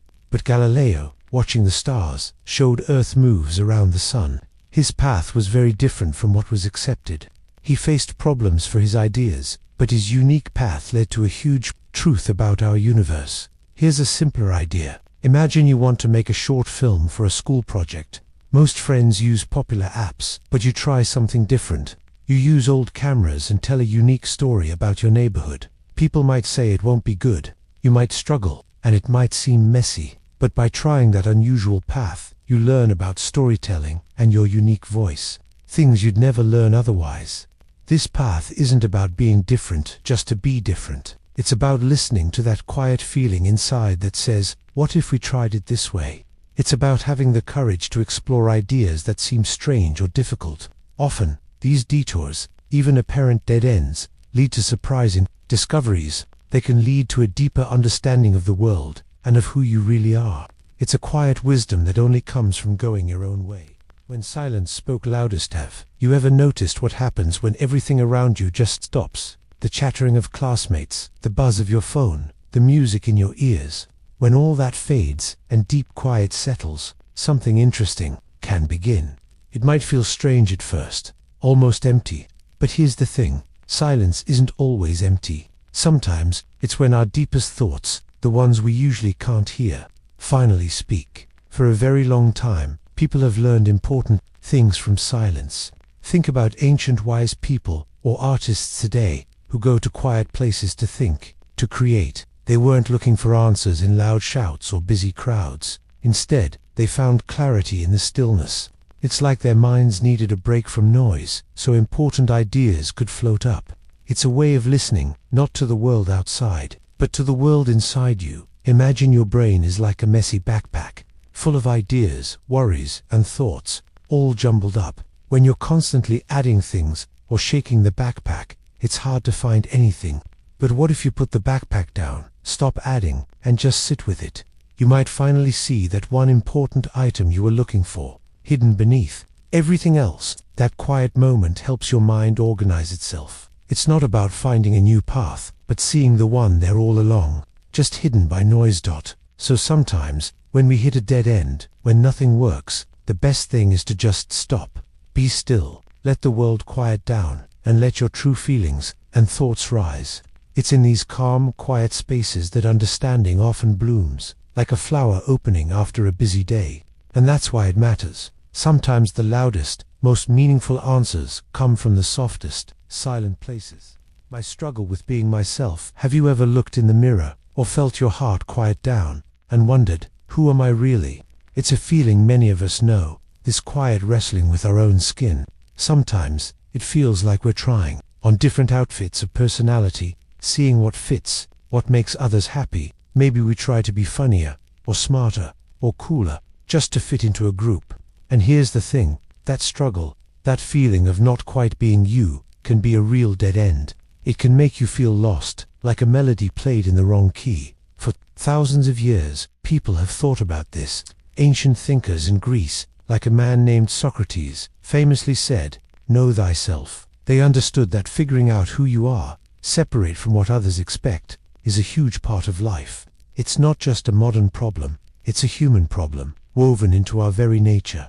We want to belong, but sometimes, in trying so hard to belong, we forget ourselves. Think of it like this. Imagine a sunflower seed. It holds within it the promise of a tall, bright yellow flower, turning its face to the sun. But what if that sunflower seed, seeing all the tiny wildflowers around it, decided it wanted to be a small daisy instead? It would try its best, pushing out little white petals, but it would never truly bloom. It wouldn't feel right because it wasn't living out its own truth, its own purpose. The seed's struggle to be a daisy is a dead end. Its enlightenment comes when it realizes it's meant to be a sunflower. Our own struggle to be someone else can feel like that. It's a journey down a path that doesn't quite lead anywhere good. But here's the quiet truth. Finding your own true self isn't about being perfect. It's about slowly, gently, letting go of who you think you should be, and embracing the wonderful, unique person you already are. It's a quiet turning point, a soft opening to the sunlight of acceptance, and that's where the real growth begins. The fear of what's next. Have you ever stood at the edge of something new, a big change, and felt that little flutter of worry, that whisper of what if? It's a feeling we all know, the fear of what's next. It's not just about scary things. Even good changes can feel daunting because we don't know how they'll turn out. Here's the thing. Humans have always felt this way. Imagine ancient people, long ago, standing at the edge of a vast forest. They didn't know what was beyond the trees. Maybe new food, maybe danger. That unknown can feel bigger than any known problem. The old Greek thinkers, like the Stoics, talked about controlling what you can. They knew you couldn't control the future, but you could control your reaction to the unknown. They taught that worrying about what might happen wastes energy for what is happening now. Imagine you're about to try out for the school play. You've practiced your lines 1,000,000 times. But just before you go on stage, a knot forms in your throat. You might wonder, what if I forget my lines? What if I trip? That's the fear of what's next. But here's what happens. You step onto the stage, do your best, and whatever happens, you've faced it. Even if it's not perfect, you learn. The path ahead often looks foggy, doesn't it? Like walking through a mist where you can only see a few steps. But that mist isn't always hiding monsters. Sometimes, it's just the cloud of not knowing, and that's okay. Because in that unknown, there's always the chance for something amazing to appear, something you couldn't have imagined. So, maybe the fear isn't a wall, but just a gate we can walk through, even with a little shake, to find what lies beyond. Often, what lies beyond is simply the next step, a new beginning, waiting to be discovered. A world that felt too big. Have you ever looked out at the sky on a clear night, seen all those countless stars, and felt incredibly small, like a tiny speck on a tiny rock, spinning through an endless, silent dark? It's a feeling that can make your chest ache, a sense that the world, the universe even, is just too vast to truly grasp. For many people, for a long time, this feeling was like hitting a wall, a dead end of understanding. How could one small person matter in something so unbelievably huge? For thousands of years, humans have gazed up and wondered. Ancient people tried to draw maps of the world, often believing their own land was the very center, and the edges just fell off. It was their way of trying to make a giant, scary world feel a little smaller, a little more understandable. Then explorers sailed further, telescopes peered deeper, and suddenly, the world exploded in size again. We learned about continents we never knew existed, stars light years away. Each new discovery pushed the boundaries even further, making the unknown even bigger, and that feeling of smallness could grow into a quiet despair. It felt like no matter how much you learned, you'd never even touch the surface. Think about it like this. Imagine trying to learn everything there is to know about the internet. Every website, every video, every single comment ever posted. It's simply too much. You could spend 1,000 lifetimes and still not even come close. That feeling of too much can stop you cold, make you want to just give up. It's easy to feel lost in that ocean of information, or in the jauntness of the actual world. But here's the thing, that feeling of being small, of the world being too big, isn't always a dead end. Instead, it can quietly open a door. It's not about understanding every single thing. It's about finding your own small, precious spot within the grand design. It's about realizing that the world's vastness isn't a judgment on your size, but an invitation to wonder. When you accept the bigness, you can let go of the pressure to know it all. You can just be. You can appreciate the tiny flower at your feet with the same quiet awe as you do the distant galaxy.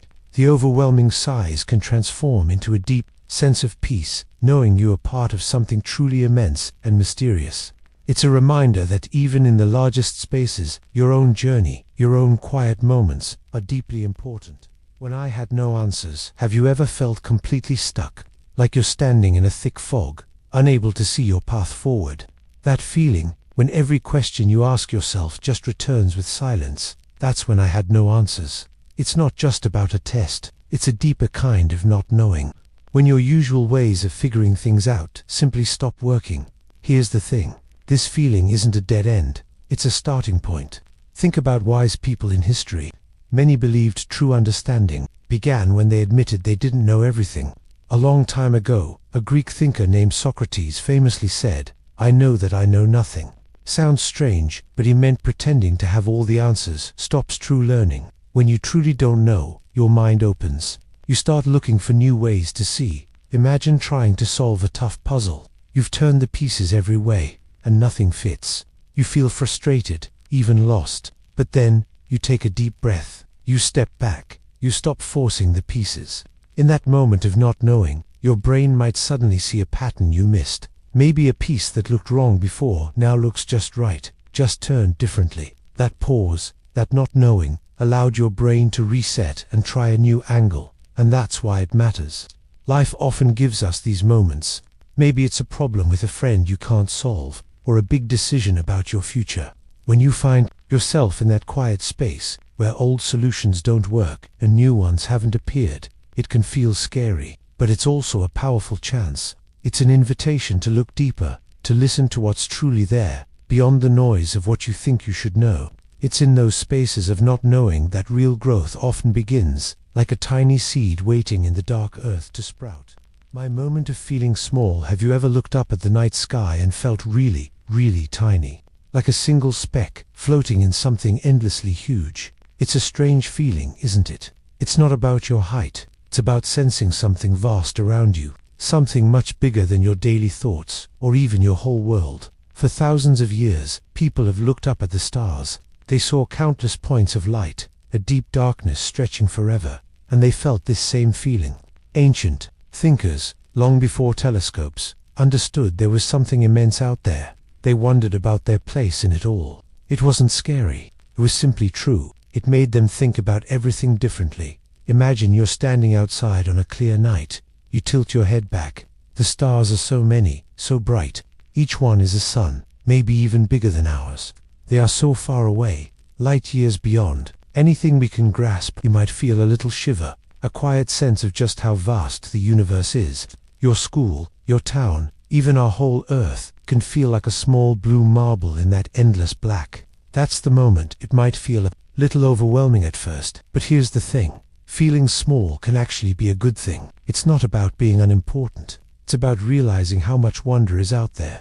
It reminds you that your problems, big as they feel, are part of a larger story. It can make you feel connected to something grand, not lost. It can spark a quiet curiosity. It helps you appreciate your small space, and it makes you eager to explore the vastness you don't know. It's a moment of calm, awe, and it can quietly open your mind to new ideas, possibilities, and the simple beauty of being here. The door I couldn't open. Have you ever stood before a door that just wouldn't budge? Not a real door, but a big problem, a feeling you couldn't shake, or a goal that felt totally out of reach. That's what we mean by the door I couldn't open. It's that moment you try everything, you push, you pull, you even kick a little, but nothing happens. The path you thought you were on suddenly stops. It feels like a dead end. For a long, long time, people have faced these kinds of walls. Think about ancient thinkers trying to figure out the stars, or early scientists trying to cure sickness. They hit so many unopenable doors. Each time they failed or found an idea didn't work, it felt like a door slamming shut. But here's the thing, those closed doors weren't always failures. They were lessons. They showed what wasn't the way forward, pushing them to new ideas, new questions. It's how they learned to see differently. Think about trying to learn a new trick on a skateboard, or playing a tough song on the piano. You practice and practice, but some part just won't click. You fall, your fingers stumble, and it feels like you'll never get it right. That's a door that feels completely shut. But those struggles, those moments of feeling stuck, they teach you patience. They teach you about what you can and can't do yet, and they often make you try a totally different way.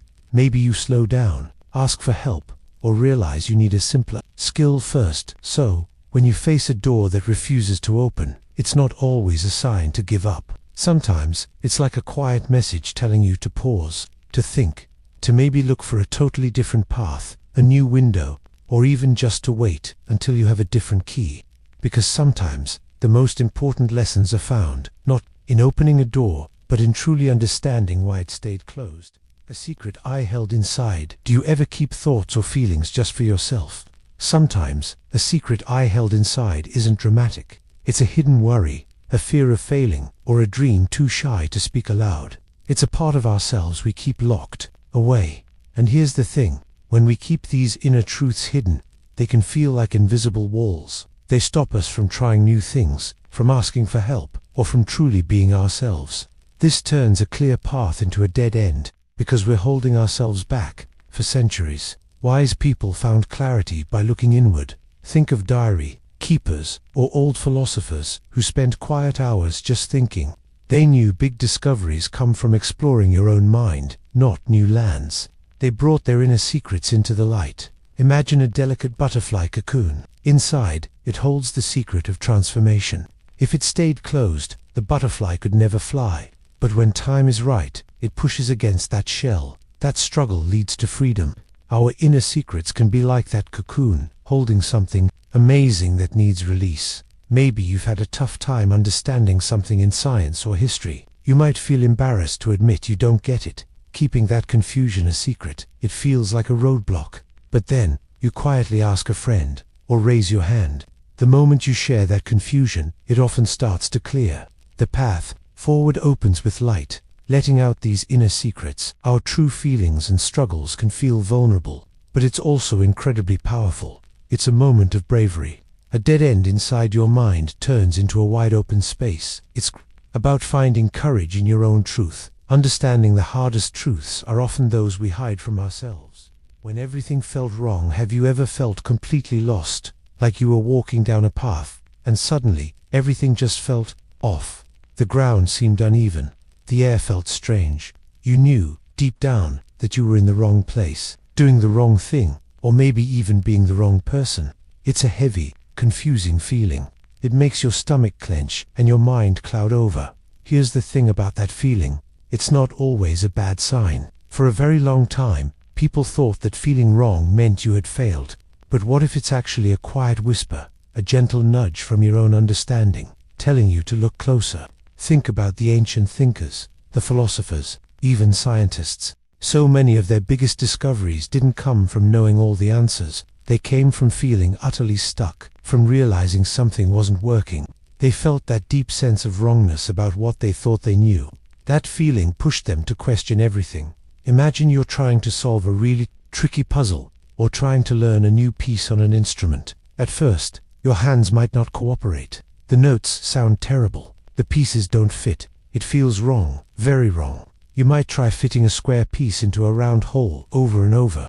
That frustrating wrong feeling, it's not telling you to give up. It's telling you that this specific way isn't working. It's a signal, a little inner alarm, asking you to pause, to look at the puzzle again, to try a different angle, a new strategy. So, when that deep feeling of everything felt wrong washes over you, remember it. Don't push it away. Instead, let it be a quiet moment for reflection.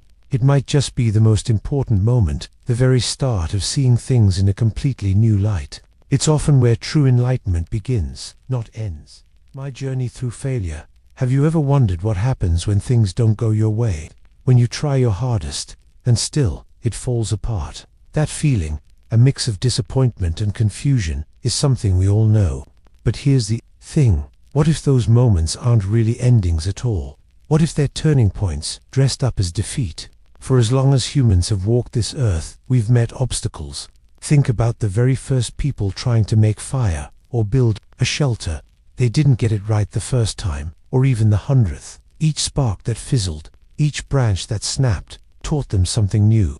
It's a quiet whisper from the past. Every failure is a lesson in disguise, shaping us, guiding us. It's an ancient kind of wisdom, passed down through every stumble. Imagine, you're trying to learn a complicated piece on the piano. Your fingers might trip over the keys. The notes might sound jumbled. You might feel frustrated, like you'll never get it right. But each wrong note, each missed beat, actually shows you where to adjust, where to slow down, where to practice more. It's not just about hitting the right notes. It's about understanding the music deeply, through every mistake. Your brain isn't just failing, it's mapping out the path to mastery, one wrong chord at a time. This process builds a quiet strength inside you. So, when something doesn't work out, Don't see it as a closed door.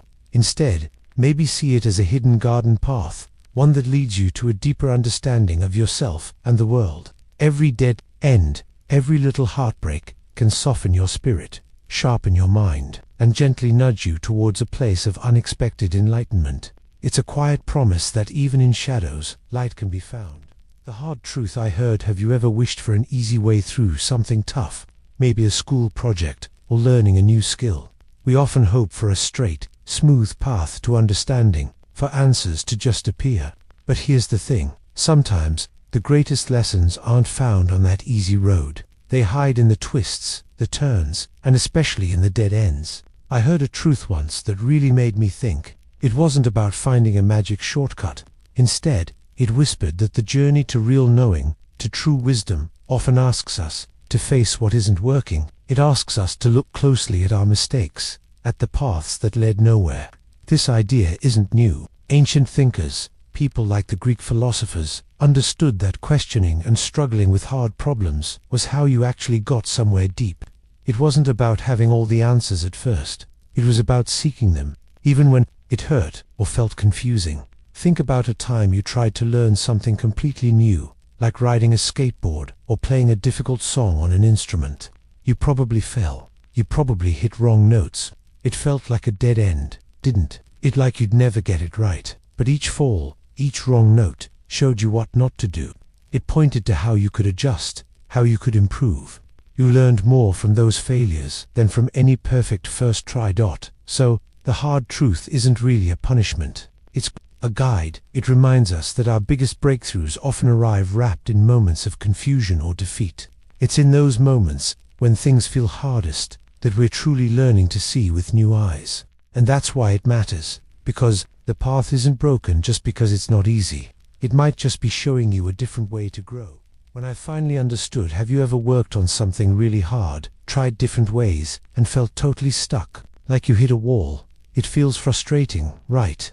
But then, sometimes, out of nowhere, it just clicks. You see the answer, or the path forward, and it feels like a light turns on. That feeling of finally understanding often comes after a lot of moments where we thought we were getting nowhere. Here's the thing: those moments of feeling stuck, those dead ends, aren't wasted. Think about inventors, like Thomas Edison. He famously said he didn't fail 10,000 times trying to make a light bulb. He just found 10,000 ways that wouldn't work. Each failure taught him something important. Ancient thinkers and philosophers also spent their lives asking big questions, trying out ideas, and often realizing one path was wrong before finding a better one. They saw these detours as part of the learning. It's a bit like trying to solve a really tricky jigsaw puzzle. You pick up a piece, thinking it goes here, but it doesn't fit. That's a dead end for that piece. You try another spot, and another. Each time it doesn't fit, you learn a bit more about the shape or the picture. You understand where it doesn't go.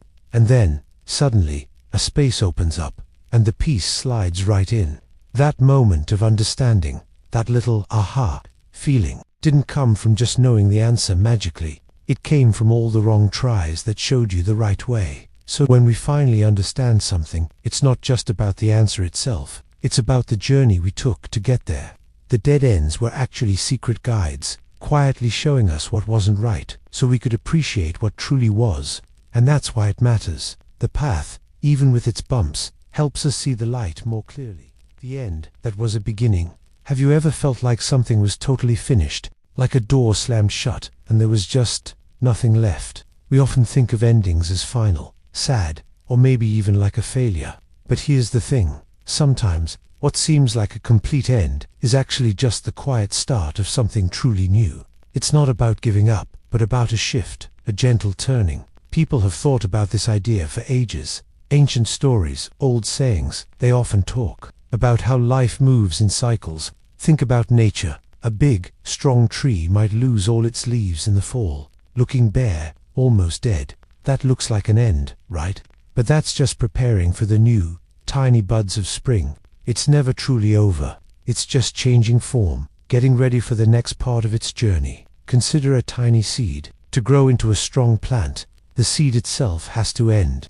It breaks open, it seems to decay and disappear into the soil. But from that very end comes a tender sprout then a stem, and eventually a beautiful flower or a tall tree. The seed's ending wasn't a failure. It was the essential beginning of its true purpose. Its very end held all the hidden power for its future. So, when we face what feels like a dead end in our own lives, maybe it's not really the end of the road. Maybe it's just life inviting us to look for a different path, to grow in a way we hadn't imagined, a chance to learn something new, to change, or to find a deeper part of ourselves. The end can be a quiet promise, a hopeful whisper, reminding us that every closing door can lead us to a new, unexpected beginning. We just have to look for the light coming through the cracks.